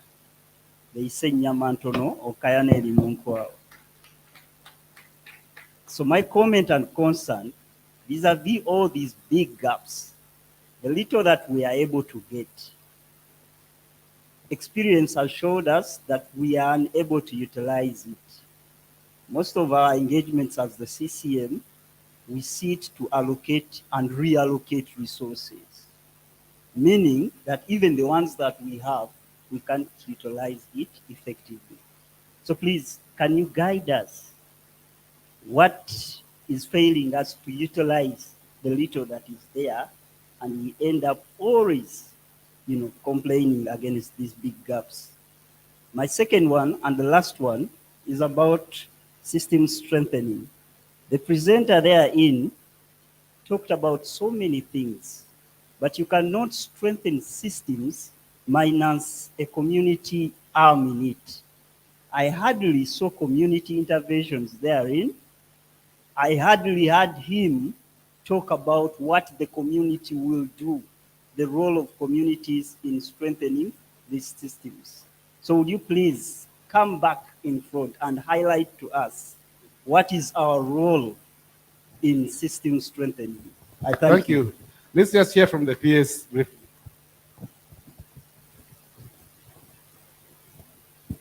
I want to thank the presenters. My comment is about system strengthening. It's like we have many needs, yeah? It's like someone who, whose house has been burnt and you are looking for support. You will ask for the knife, the saucepan, the bed, the slippers, the blanket, basically everything. So I think in this case, really, let's be realistic. We are not going to get a lot of money for system strengthening, and I don't think if that budget is big, is going to exceed 35 or 40 at most. But I see a wish list that is, when you look at that list of activities that were listed, it would take over 100 or 200 million. I suggest that we stratify these priorities properly so that at the end of the day we have things that are more tangible, things that can help the service delivery improve. And so we are looking at more tangible things than software, because some of those things, like training, those in the programs, we can actually do that. I saw we are talking about quality improvement. Under AMCHIP, we had that money under quality improvement, but the departments did not use that money. I saw RBF. There are certain things really that we can reserve for other partners, because RBF, we are lobbying to see how, for example, World Bank support us, and so we need really to leverage on what other entities are doing, and we don't duplicate. The purpose here is not to duplicate. So we are saying some of the activities here where other partners are supporting, we will not put it under system strengthening. Let us put just not so many as that list I saw, but we put things that are going to leave. For example, in 4 main areas, I thought really it would help us, it would give us leverage. Laboratory, the community interventions, and under TB diagnostics like X-rays and because we are trying to scale up to get more people who have TB. We also we want to scale up to make sure that we leverage on what we have now in the current grant, what we are doing, but also to make sure that we increase more oxygen access to a number of our facilities. So that really we minimize this software training, building capacity. Other programs actually have those components of building capacity. So when we are writing our grant, there are certain things that we can limit to the program. But system strengthening, it should really focus on helping our facilities, our systems, our community interventions stronger. Thank you very much. Thank you very much, Madam PS, for the guidance and sense of direction. I think some of you are feeling relieved now. You should be relieved.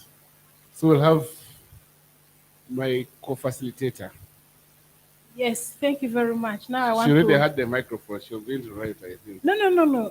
Now I want to speak as a community, not as a facilitator. And thank you very much, and the teams that have presented. I think I personally want to say that we need to do business unusual. And I want to agree with the permanent secretary. And I want to say that we cannot continue complaining day in and day out of the things that are not working well. The whole of yesterday, people presented. We keep hearing of things that are not working well, but we don't prioritize them. And I'm not so sure that is acceptable. We must invest in communities. And we are not talking about communities that are not defined. We are saying that if we are struggling with children who are being born when they are HIV negative, and the second visit to a facility, they turn out to be positive, then there's a reason, there's an issue around the mother. For some of us who went through MTCT and were happy to have babies who are HIV negative, we feel bad that a mother comes to you excited that their baby is negative, and the next they are looking for support from you. They don't know what to do. When we talk about strengthening communities, that's what we are talking about. Let's put some resources to those areas that are going to help us address some of those gaps. That it is unacceptable in 2023, my co-facilitator and the presenters, that we can continue talking about adolescent girls and young women getting HIV.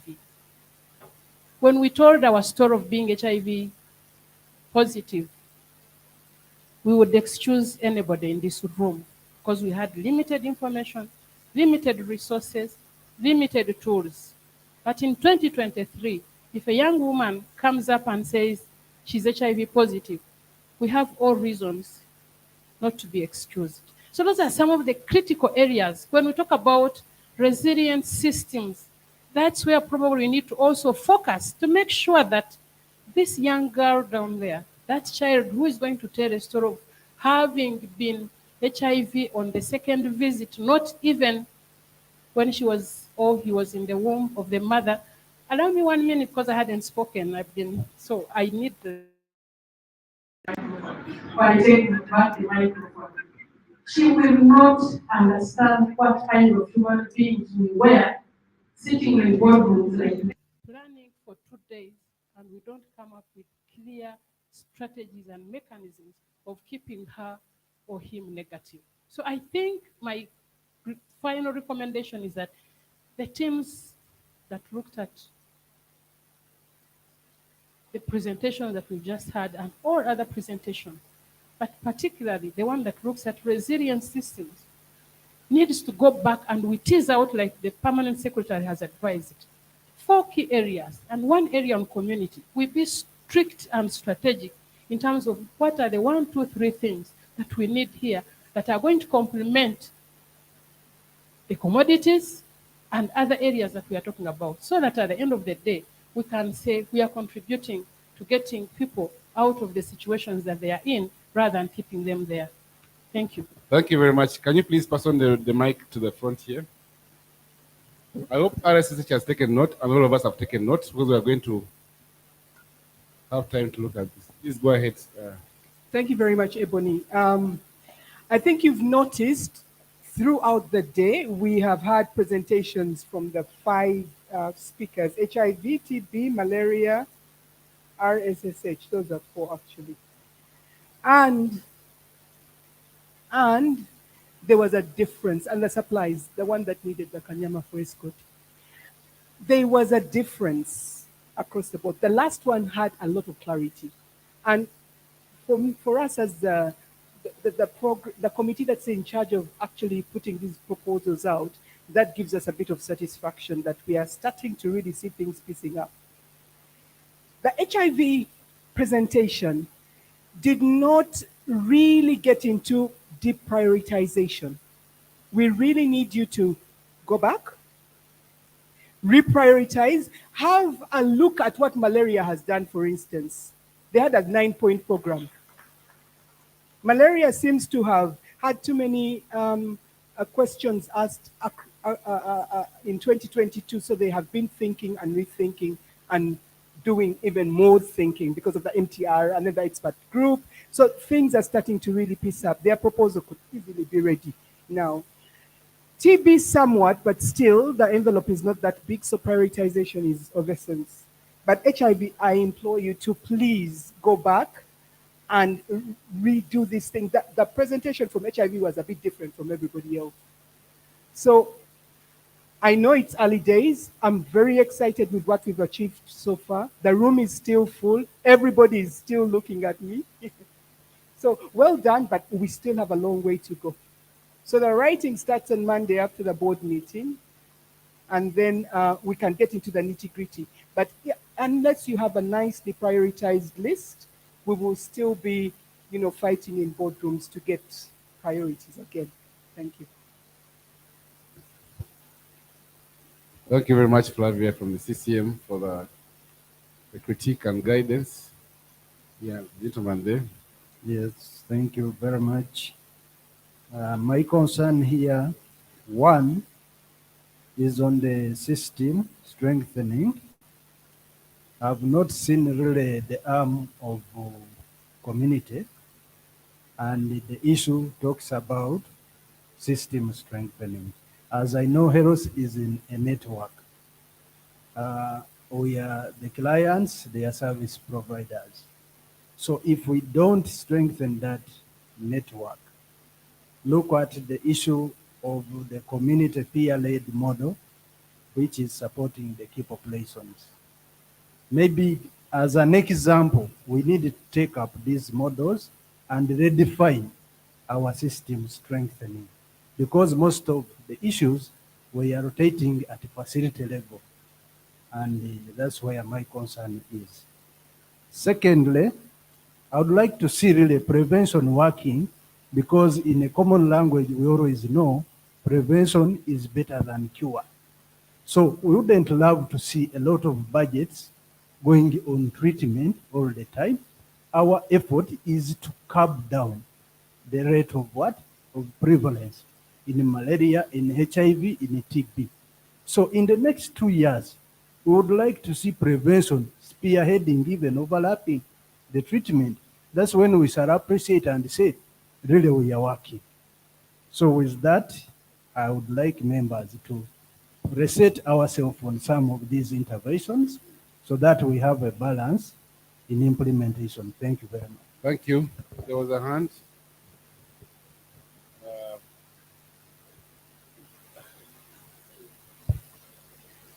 Vincent, you're moving like a demobilized. Thank you so much. Sembatia Bernard from Vinasef, Uganda, team leader.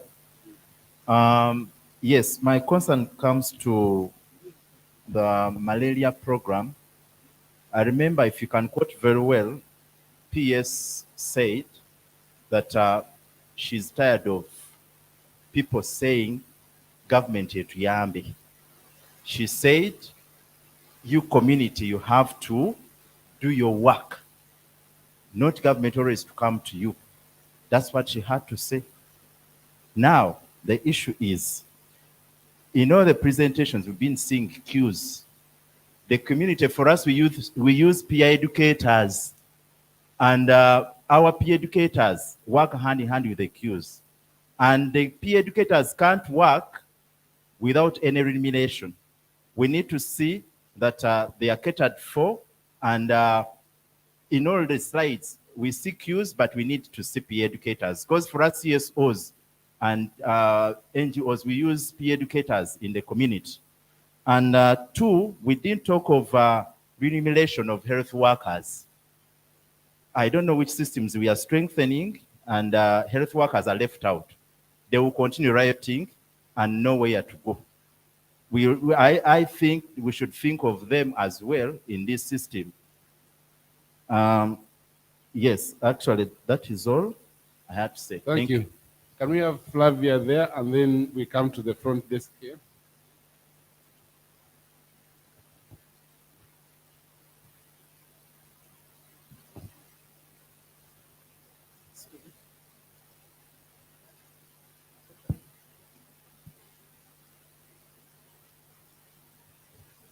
Thank you very much for all the presentations. I'm Flavia Chomkam, and I said I'm from the Women at 40.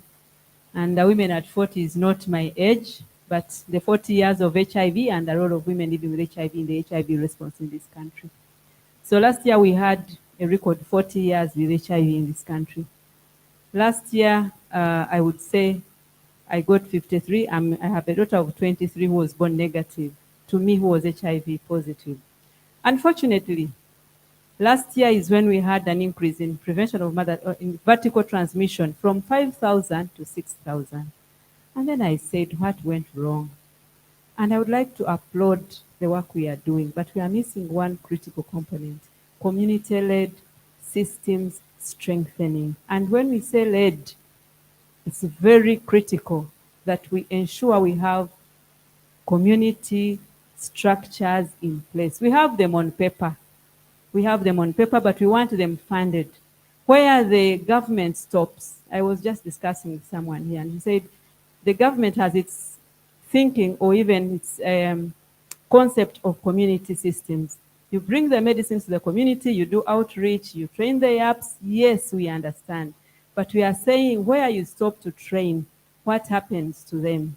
We need the people you train in the apps, the peer educators, expert patients, provided support. And how can we retain them in the community groups? We have community networks of women living with HIV, men with HIV. Can we have them financed to start where you end? We know government has money for some community action, but there has to be a community-led arm and organizations from the community to be able to hold on to what the government resources has put in so that we don't lose. We don't lose. And we saw that during COVID-19, we were able to do a lot of work where health systems were not reaching. It's because some of our community groups were there to be able to do this kind of work. So we are saying community-led systems be in place. We know there is the role of government, but we also need to see systems having monies to run. Thank you, Flavia. Take a note. Thank you. Very well put. Can you bring the microphone to degrees of the country team.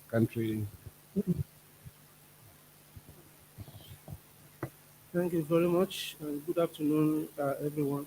And thanks for all the presentations that we've had since yesterday till today. I just want to complement some things that the Permanent Secretary mentioned in terms of what we have seen in the presentations that we have been listening to.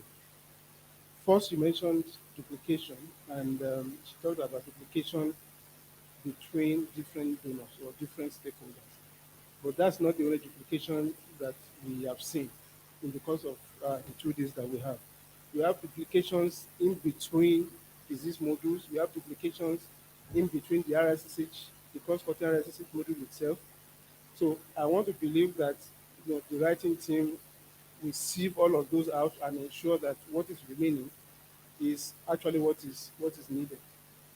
Apart from that, there is also a sense of the fact that some of the things that are currently being supported are being requested again. And I think Dr. Ebony mentioned that earlier today, that we have some interventions or some activities that are already supported under the 3 diseases, as well as the C19RM that have been requested. And let us also remember that C19RM has been extended to 2025, which means that those activities will continue to 2025. And if they're going to feature in GC7, that is Grant Cycle 7, then you probably will be looking at 2026 only. That is if there are continuous activities, right? So those type of things needs to be looked at by the writing team to ensure that those duplications are not there. Then we also see some possible areas that are prone to duplications across the various areas, HIV, TB, malaria, RSSH. Particularly, I noted community system strengthening. It goes across. We see lab systems. We see information and communication technology systems. These 3 are just a few. There could be more where we have possible overlaps. And if we sift down, we will actually see those overlaps, and we can use that to trim down the list to something that is less alarming, as one would say. Then there is a particular recommendation that our department at the Secretariat actually have sent forward in terms of countries that will be requesting for anything on ICT. What has been found over years is ICT requests in silos.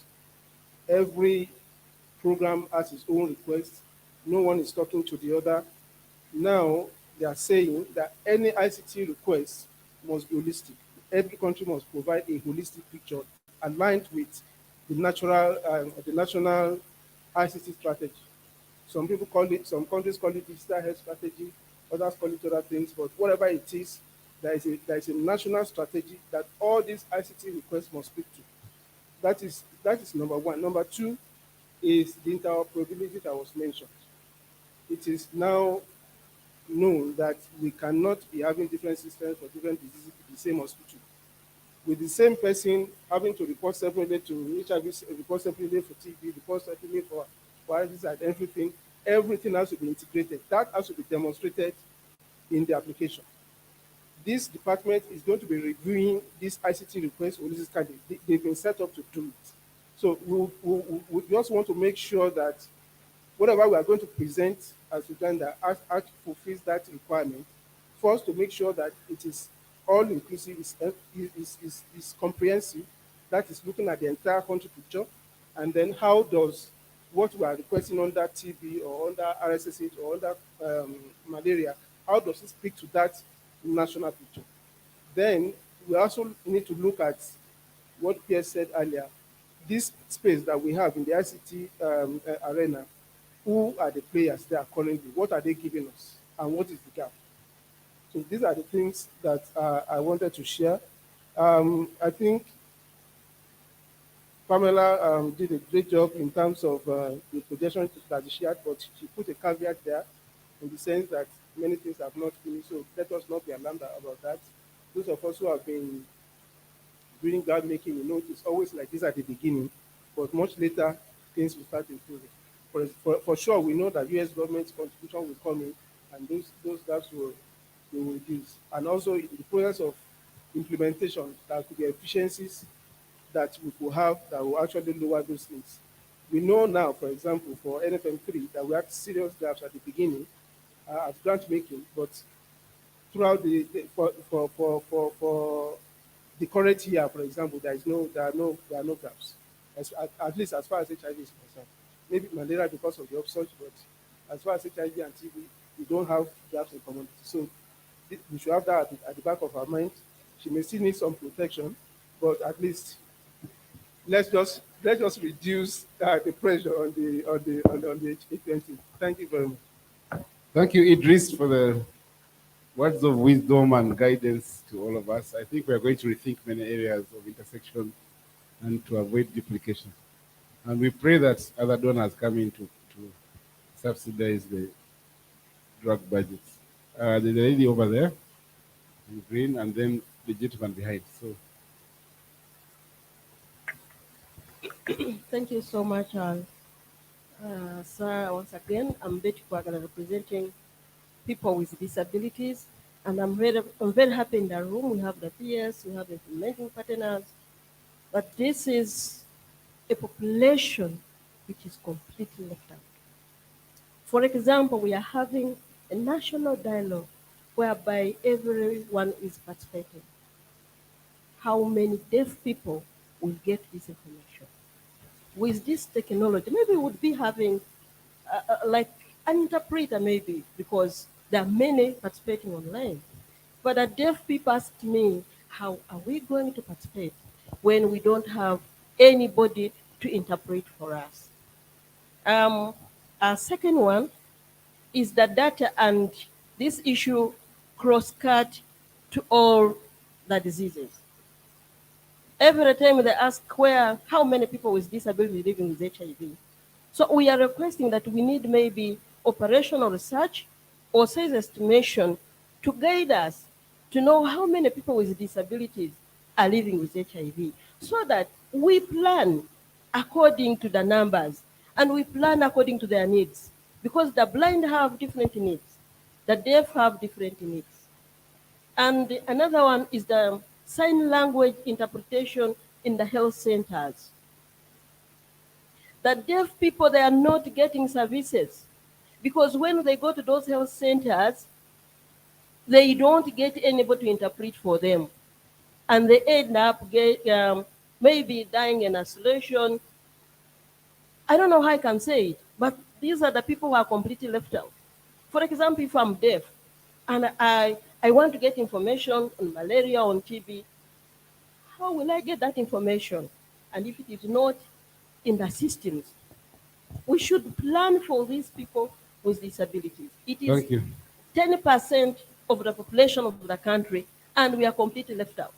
And Betty, as Betty, I'm representing PWDs, but we have organizations of people with disabilities. We have members of parliament with disabilities.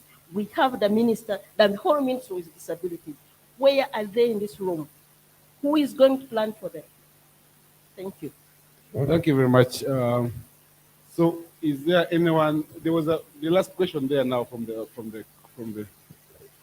Let's try to wind up fast, because there's so much other business to conduct, and we'll try to organize forums so that you can always give your input to be captured by the disease programs. Yes. Okay. Thank you, the presenters, and good afternoon, colleagues. I'll draw my issue or submission from the discussions and guidance from yesterday, especially about the need to use data in guiding our programs. My name is Nimrod Kamsime. I work with the Mayanja Memorial Hospital Foundation, a sub-recipient with TASO. Now, oftentimes we do programming but we do it from the context of thinking as experts. And I feel we need to listen more and seek to hear what the communities say. Most of the data available is data from health facilities as reported by the health workers. And there's been investment, significant investment, especially by USG funded programs for more routine community-based surveys. Something called LQS, the Load Quality Assurance Sampling Survey. Is this something we'd want to interest this engagement into?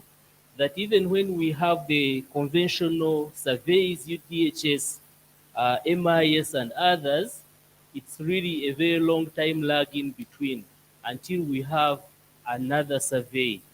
So being that there is already an initiative in place, could we use this opportunity to listen more and understand the knowledge, the attitudes and practices happening at community that in many cases may be contributing to the surprising performance gaps that we see. Number two was about, we had discussions in our breakout sessions yesterday, and one submission had to do with the loss of life, say for malaria, for TB, and we needed to see that these deaths are reported in actuality, that there are no deaths happening at community level and going unreported. And then, of course, going further to investigate the causes, doing audits. So even when there is mention in RSSH for surveillance, we probably need to affirmatively include the death surveillance and audits as well. Thank you very much. Thank you very much. All those points have been noted. I don't know whether there's anyone online. One question or comment from online. Did you see anything there?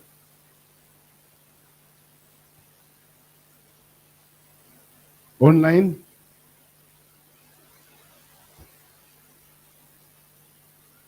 So I don't know, just one or two responses from those who have been asked. Most of the questions were actually points of guidance. They were just comments that you need to take care of in the writing. They were reminding you not to forget to include certain aspects of things. So you don't have to respond to those ones, unless there was a question that was being asked. The last one talked about community-led monitoring, which Lydia emphasized in the morning, as well as the civil registration of lives and deaths. That we shall include in the writing.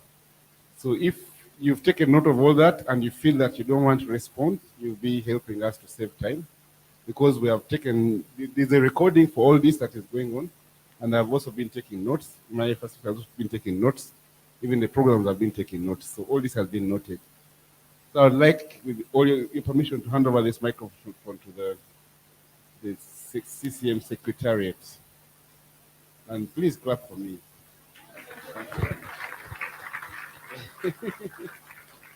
Thank you.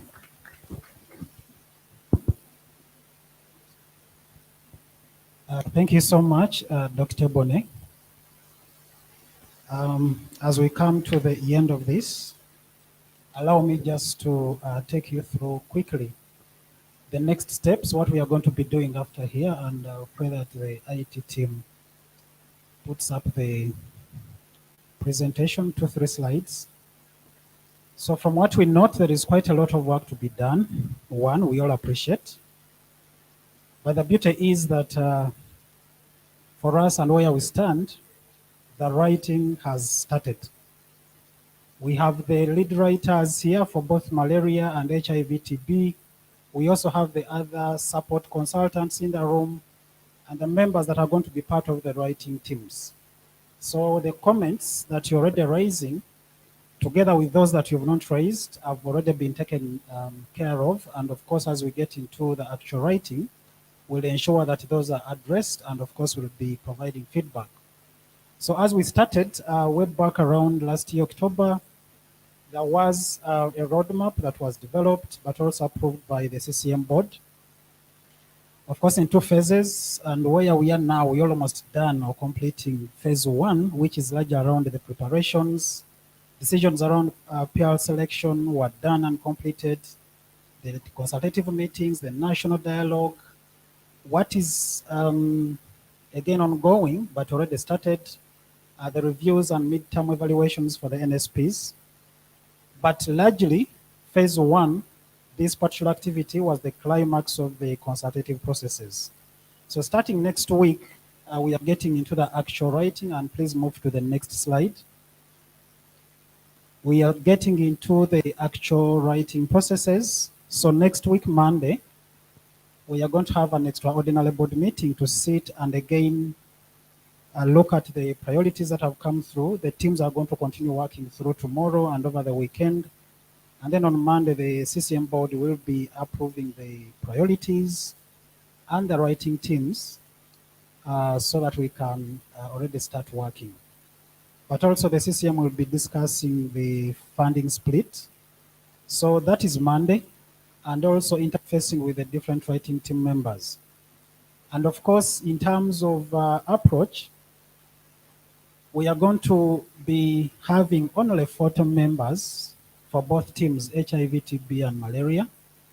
We appreciate the fact that we just can't have everyone in the room. I hope you really appreciate that. But there are mechanisms and modalities on how we are going to ensure that everyone's voice and opinion and input is solicited and taken care of. Okay, so the 40 members, we are estimating 20 per team. And then this is largely going to be by invitation. Definitely the civil society team have made their nominations and proposals, so we'll be sending official invitations, but also the public sector as well. And the composition of the writing teams will have definitely the consultants that will be facilitating the discussions, the principal recipients, MOH, the different sub-recipients also under both, and also the civil society representatives and the CCM secretariat. Like I mentioned, we hope to start by 24th and run through up to about 15th of March. We want to be done by 15th. And then between 16th to 19th, we seek the CCM approvals and endorsements so that by latest 20th, we are able to submit the application, not at midnight of 20th of March, but at least if we can even 19th or even earlier on 20th of March. And then we appreciate the fact that different partners, stakeholders, and civil society could be having some resources that they are willing to use for, further engagements for especially the civil society or even public sector engagements. So kindly reach out to us as Secretariat, and we'll ensure that we coordinate with you and the main writing teams. So kindly move to the next slide, please. So again, in terms of approach, every after 2 weeks, we will be having reviews of the drafts. So the writing teams, the 40, led by the lead writers, HIV, TB, and malaria, together with the different consultants, every after 2 weeks, we will be organizing these meetings to share with you the feedback. How is the draft application looking like? What issues did you raise that have been taken care of? And those that have not been taken care of, maybe you may get feedback about why they have been dropped. Of course, we appreciate the fact that, yes, we still have to reprioritize given the limitation of funding that we have. So at least we all know that definitely not everything that we have raised here will get into the application. So we'll have those briefings every 2 weeks, and everyone is invited. But like we did this time, we are going to have a few members physically in the room, okay, together with members of the technical working group, civil society, and so on. But many people who are interested can join online to just listen in and look at the draft applications. So between 24th to about 15th, we'll definitely have about 3 reviews, and definitely we expect that in those reviews, we'll be soliciting for more input, but also you'll be having chance to understand and have a picture of how the application looks like. And of course, before we go for the mock TLP around the 21st of Feb, we also have periodic reviews by the PD and RM committee, Dr. Flavia here. And also, even after coming back from the mock TLP, before the board can also look at the draft after mock TLP, and then the final CCM board meeting to again look at the final applications and then endorse, and then we can be able to submit. So that's how we are going to be moving right after here, starting tomorrow through next week for the entire 2 months. And of course, in case there are quick comments or questions around that, you'll let us know. I'm seated over here, and we'll be definitely available all the time to provide all the information that you may require. And before I hand over the mic, because I won't speak again, allow me to appreciate you all, but first the Permanent Secretary, MOH, for the guidance, the time, the commitment for all the 2 days, right from yesterday until now. She's still with us. That shows a lot of commitment from the leadership at MOH, and we really want to appreciate that. Allow me also thank so much the CCM board chair, the CCM PD and RM committee chair, the vice chair of the CCM board, who is also the undersecretary MOH, and a number of CCM board members who are in the house since yesterday. We appreciate the CCM leadership and commitment as well.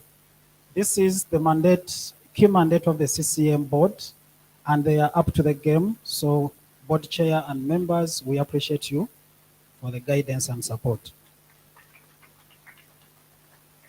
I also want to thank so much our visitors, the country team led by Dr. Saman, those physically here and those that joined us online. We appreciate the guidance. You've already given us light to what we should think about, and we already have a generic and broader picture of how the application should look like. So that one special is that before we get to mock TRP or even after, at least our application will be in better shape. So we appreciate you, together with the local fund agent, Mr. Dawson. We appreciate your support and guidance as well. The different development partners are part of the processes. So we appreciate the fact that we can't move it alone minus the different development partners, the UN agencies, UNICEF, UNDP, and so many others, WHO, and so many others that joined us yesterday. PEPFAR was here. Today they have not been able to be here because they have another process that is going on. So we appreciate you, GIZ, FCDO, and the different development partners for not only participating in this process, but also for the commitment to support the entire writing processes. The principal recipients, Minister of Finance, represented by Mr. Johnson Mtesigensi, the ED TASO, together with the TASO team, the entire FCU team, we appreciate you. This is much as sometimes we say, yes, this is your money, but it's not necessarily a given that you would have been committed to be here. So we want to appreciate you all for the active participation. Again, to you all, the participants, in your different capacities, both physically present and online, want to say thank you so much. We've been attending in big numbers, far much more than what we anticipated. Our plan was having only 100 in the room, but I'm happy that we're able to accommodate over 250 physically. So we appreciate you. And not only just sitting in, but actively contributing, even in the breakaway sessions that we've been having. The consultants, both local and international, that have made presentations, Russell here and others, we appreciate you and the guidance you've also provided. And I know that we'll continue to work together on this to ensure that we have a robust application. And then our co-facilitators, Dr. Bonnet and Lillian, let's give them a hand clap. It would have been quite tiring and so engaging, and I guess if I had done this myself and the secretariat team, definitely would have gotten tired of my face for the 2 days, but with the two, we know that you've been well engaged and well facilitated for this process. And lastly, of course, we can't forget the media team that have also supported us in this and ensured that the country understands what is going on and how important these processes are. So, and lastly, the secretariat team, Mary, Vincent, Salome, together with the support that we received from Uganda AIDS Commission, I want to thank the Director General in absentia. They normally support us not only with the funding, but also the support, man, we support INIT and Yona and the IT team. We appreciate, and I want to say thank you so much. And I want to end it here and then hand over back to Lillian. Thank you so much.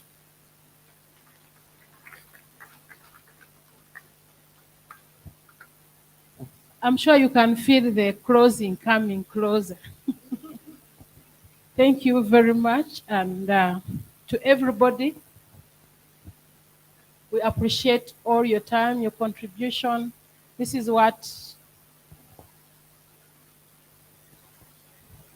what it means to be country-owned, country-led, and country-managed.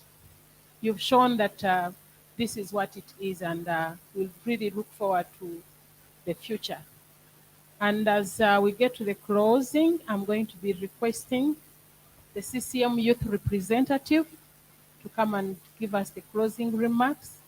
And Michael, as you end, you invite the CCM representative representing the AIDS development partners, Dr. Adam, and then we shall take it from there.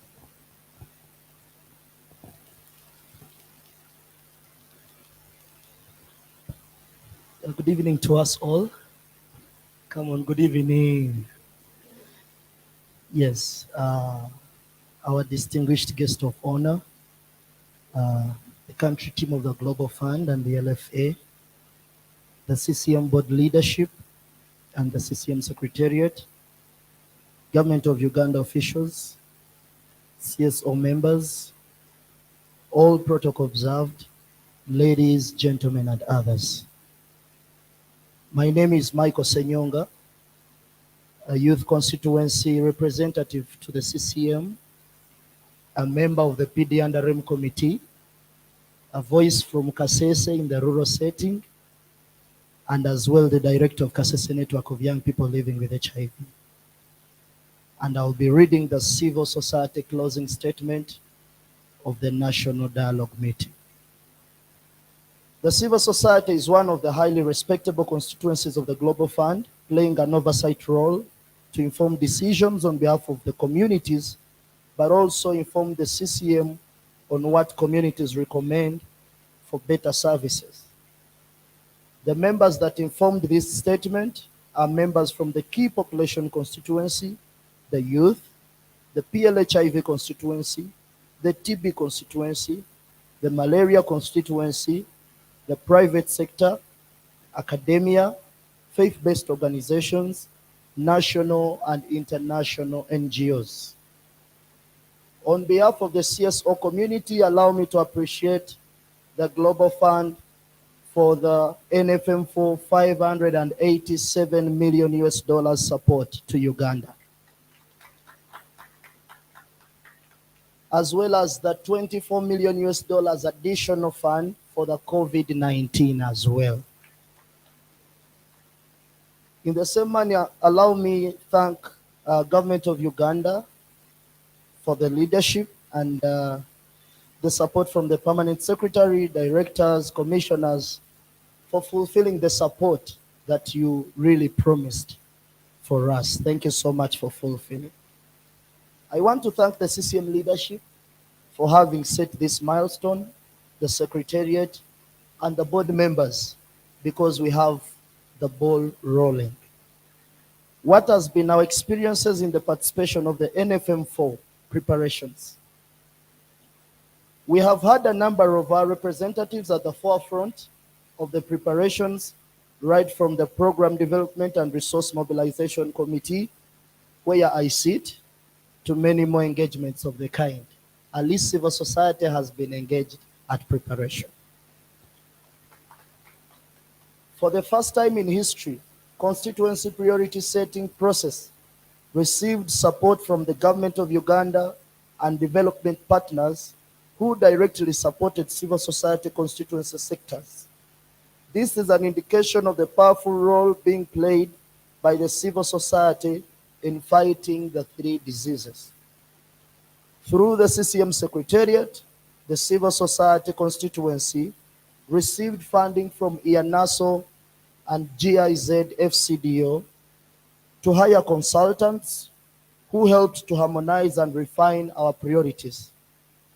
And I will reiterate this time round, we are sure and sure and certain that all civil society priorities are strategically aligned and impactful, and they hold the magic bullet to the eradication of the three diseases in this funding cycle.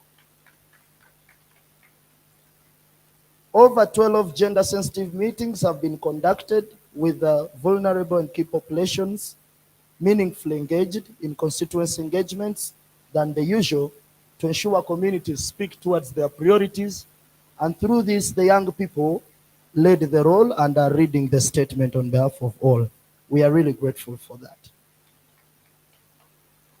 What have we learned from the NFM3?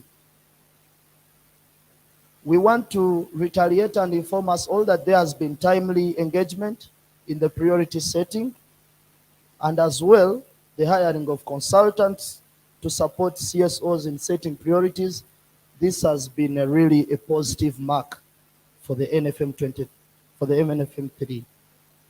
The entire NFM3 writing process was fully engaging to the civil society. However, there was less participation in the grant-making room from civil society constituency.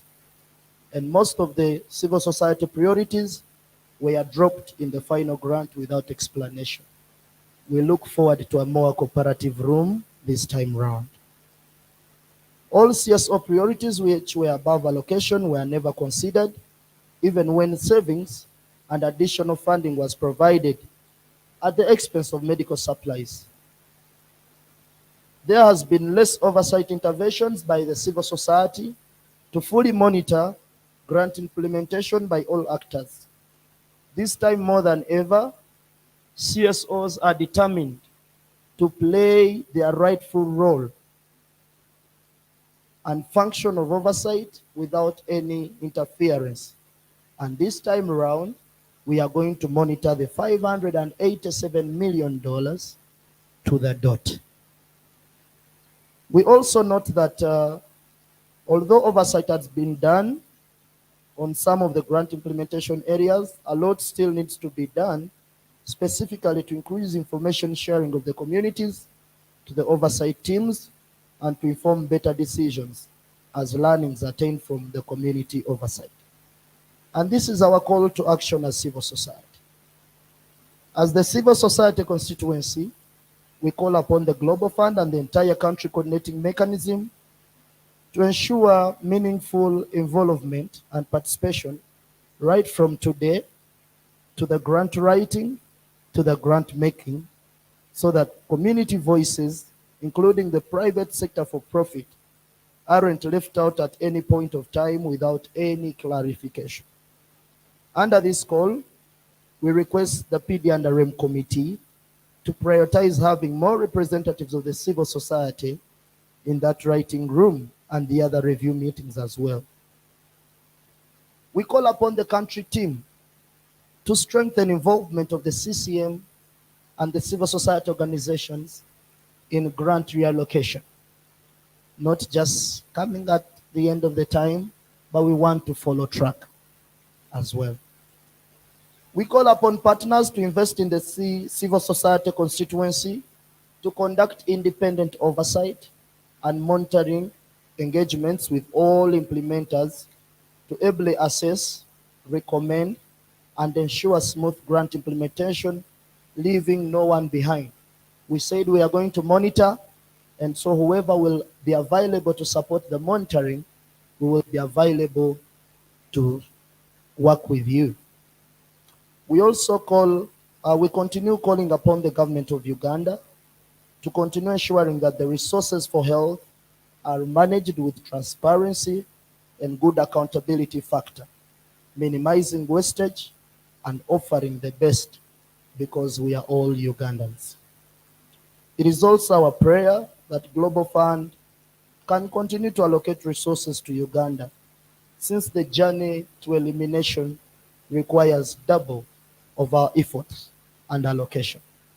And we want to assure you, we want to assure the whole country that the CCM that is prevailing now, the current CCM, believes in young people, and so the Global Fund processes will never end tomorrow, because by the time we get there, we will be experts in them and we will be ready to take over from our fathers.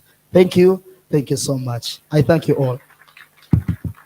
It's my humble honor to invite Adam Kasai Rudbeck on behalf of the AIDS Development Partners.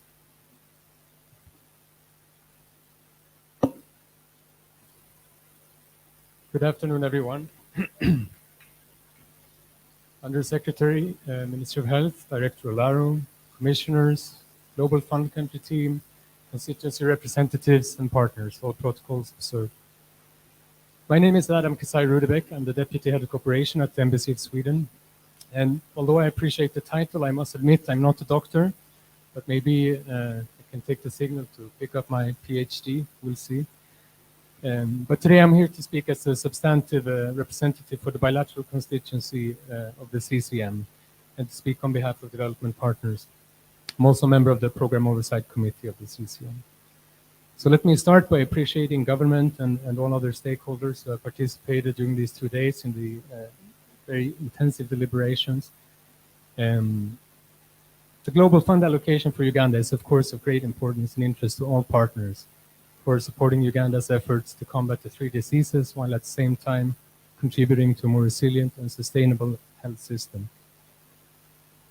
Given the substantial allocation, it's also in everyone's interest that we have a joint understanding of the priorities for HIV, TB, and malaria if we are to effectively work together and with a unified voice. And this is exactly why this dialogue that we have taken part of these 2 days is so important. The main expectations from development partners very much align with those that are set out by the Global Fund and expressed in the allocation letter. Key is clearly continued and strengthened investment in stronger community health systems that benefit 3 diseases, is highlighted throughout today. This includes VHTs, primary health care, and subnational planning, among many other things. We believe Uganda is at a critical point with a new national community health strategy, quality improvement strategy, and human resources for health plan, amongst others, which will be important guiding documents in this crucial work that lays ahead. Achieving equitable access to public health services also requires continued investments in breaking down gender and human rights barriers, which has been emphasized both yesterday and today by many speakers before me. It is critical that the needs of KPs and adolescent girls and young women are met. In the context of constrained global budgets, it's commendable that the Global Fund has sustained its commitments to Uganda. We're very appreciative of that. And in line with what the PS was mentioning earlier in her statement, taking advantage of the opportunity to plan with other partners such as PEPFAR, PMI, Gavi, World Bank, and other partners in their investments for health systems. This will be critical for ensuring efficiencies and sustainability and to avoid duplication of our efforts. We fully understand that tough choices are being made, but we also want to take the opportunity to emphasize the importance of continued allocation of domestic financing for primary health care. And as Madam P has said yesterday, and which was reiterated earlier by the country team, it's of course also key that we are making all our decisions based on data to ensure access to quality public health services for all. And I will not delay the closing much further, but lastly, let me just assure you that as development partners, we are committed to play our part in maximizing the impact of our collective efforts. And with those brief remarks, let me end by saying that we very much look forward to continuing being engaged, and we will support the process going forward. Thank you very much.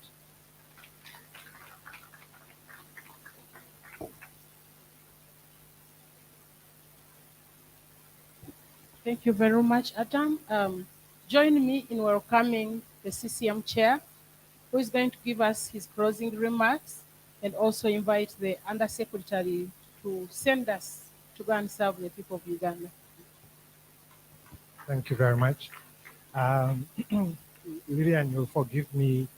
I would like to change just slightly and give Dr. Saman a couple of minutes just to share some closing remarks on behalf of the team, since really they are guests who've been here with us. Good afternoon. Thanks, CCM Chair. I appreciate your consideration. From our team, we definitely learned a lot and enjoyed engagement. It was impressive. Thanks to all of you. It was one of the best country dialogue meeting we had with all of you. It's another testimony and evidence how well we're all progressing in this partnership. Do appreciate colleagues and advisors from Secretariat. We, as you saw, we are fully supported by other division and teams at Secretariat, and grateful to country team contribution.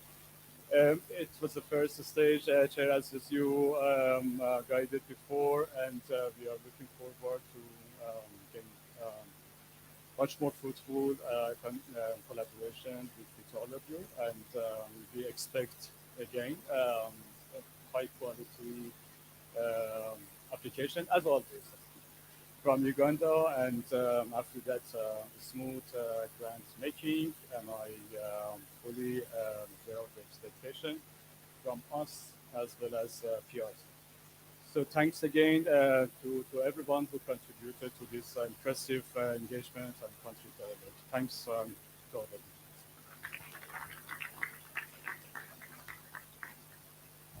Thank you, Dr. Saman.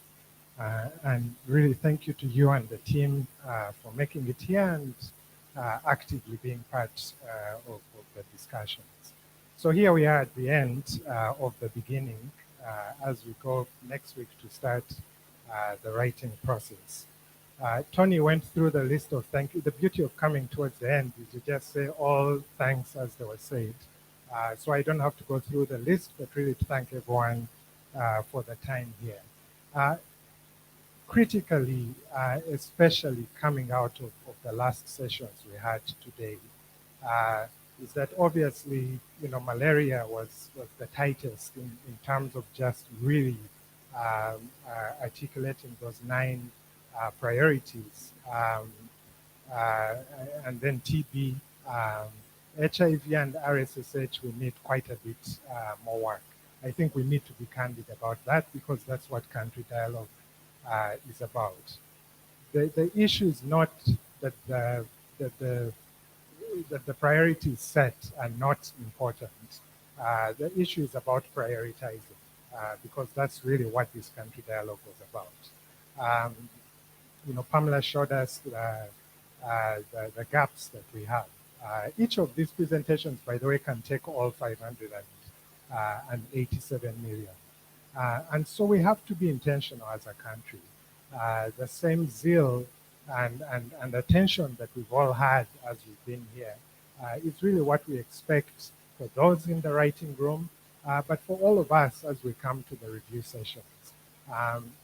This is actually going to be the first time we'll have public reviews like we're doing today, both online and in person. Because what we don't want is for people to say, that I'm trying to think. There's an English saying. Is it devil in the pudding, or depending on who's in the kitchen? We don't want people to say that, oh, priorities were set, but no one really knows what actually went in the funding request. We are all going to be a part of this, despite those changes in trying to make the writing more efficient. And so really my plea to you is to participate in the review sessions and to give the feedback as we try and build the best proposal that Uganda has ever submitted that is country-led and country-owned. It really will help us. If you remember, there was a presentation that showed the really tight timeline between transitioning from NFM3 to NFM4. It will really help us as a country, one, to avoid the TRP back and forth, right? If we come out really strategically as a country, we avoid the delays in TRP, we get to sign this thing, and then start preparing ourselves so that come January 1 next year, we're really ready to hit the ground running. As Tony said, on Monday, we'll start first thing in the morning with a CCM board meeting to approve these priorities. So I know some people have quite a bit of work this weekend because we need those priorities so we can send them over to the writing team. And two, to approve the allocation split.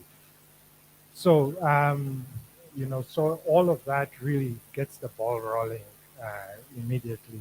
We approve that, and then the writing teams can get started. So really, I don't want to waste any more time. We're tired. It's fantastic to see the room is still full. Have you been to those multi-day meetings? By day 2, day 3, this room really should have only had a quarter of people. And so it's wonderful to see you're all still here and all still really awake and participating. So thank you so much. And I wish us the best of luck as we write this funding application.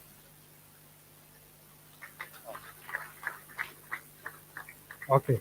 All right. So to close this all off, please allow me to invite the Undersecretary, Ministry of Health, who's standing in for the PS who unfortunately was called back to the office.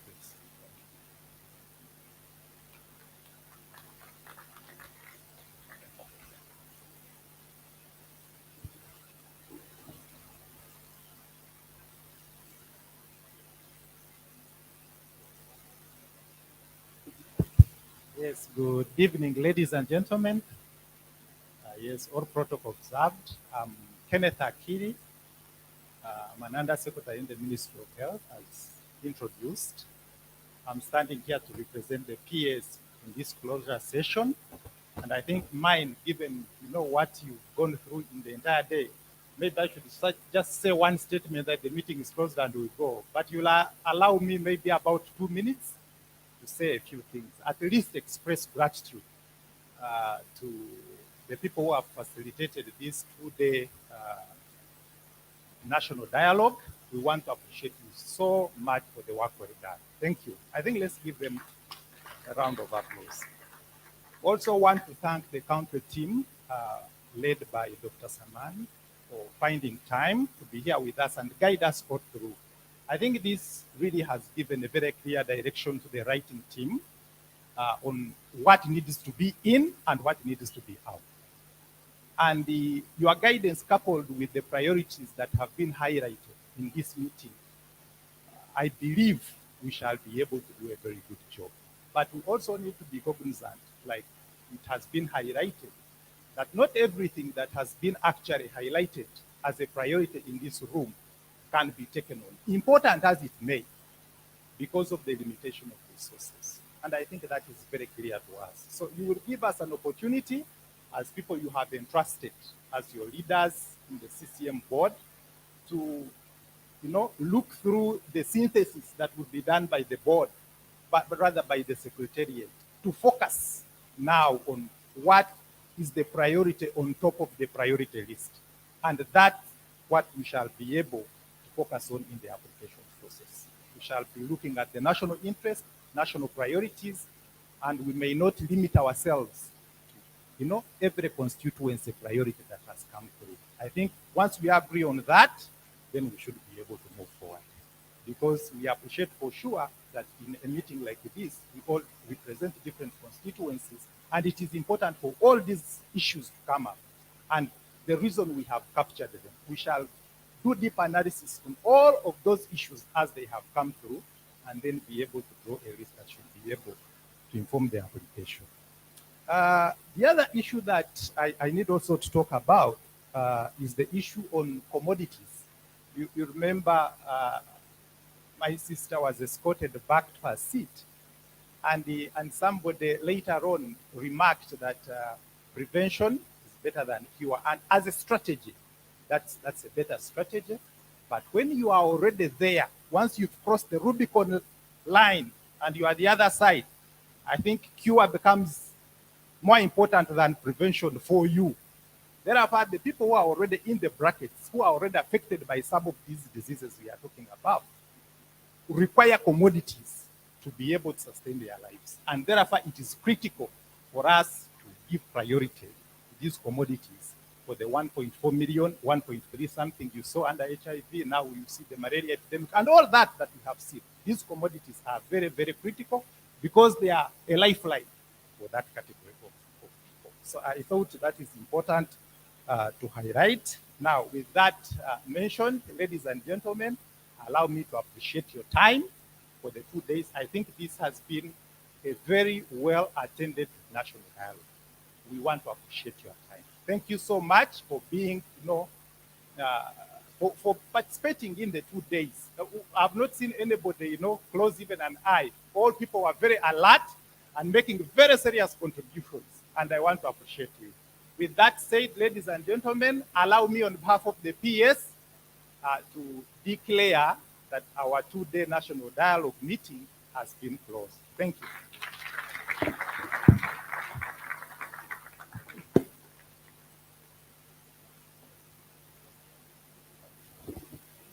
Thank you very much. Meeting is closed. Take tea. Go and rest. For those who are writing, in the writing team, we wish you all the best of luck, and we shall be supporting you in the background.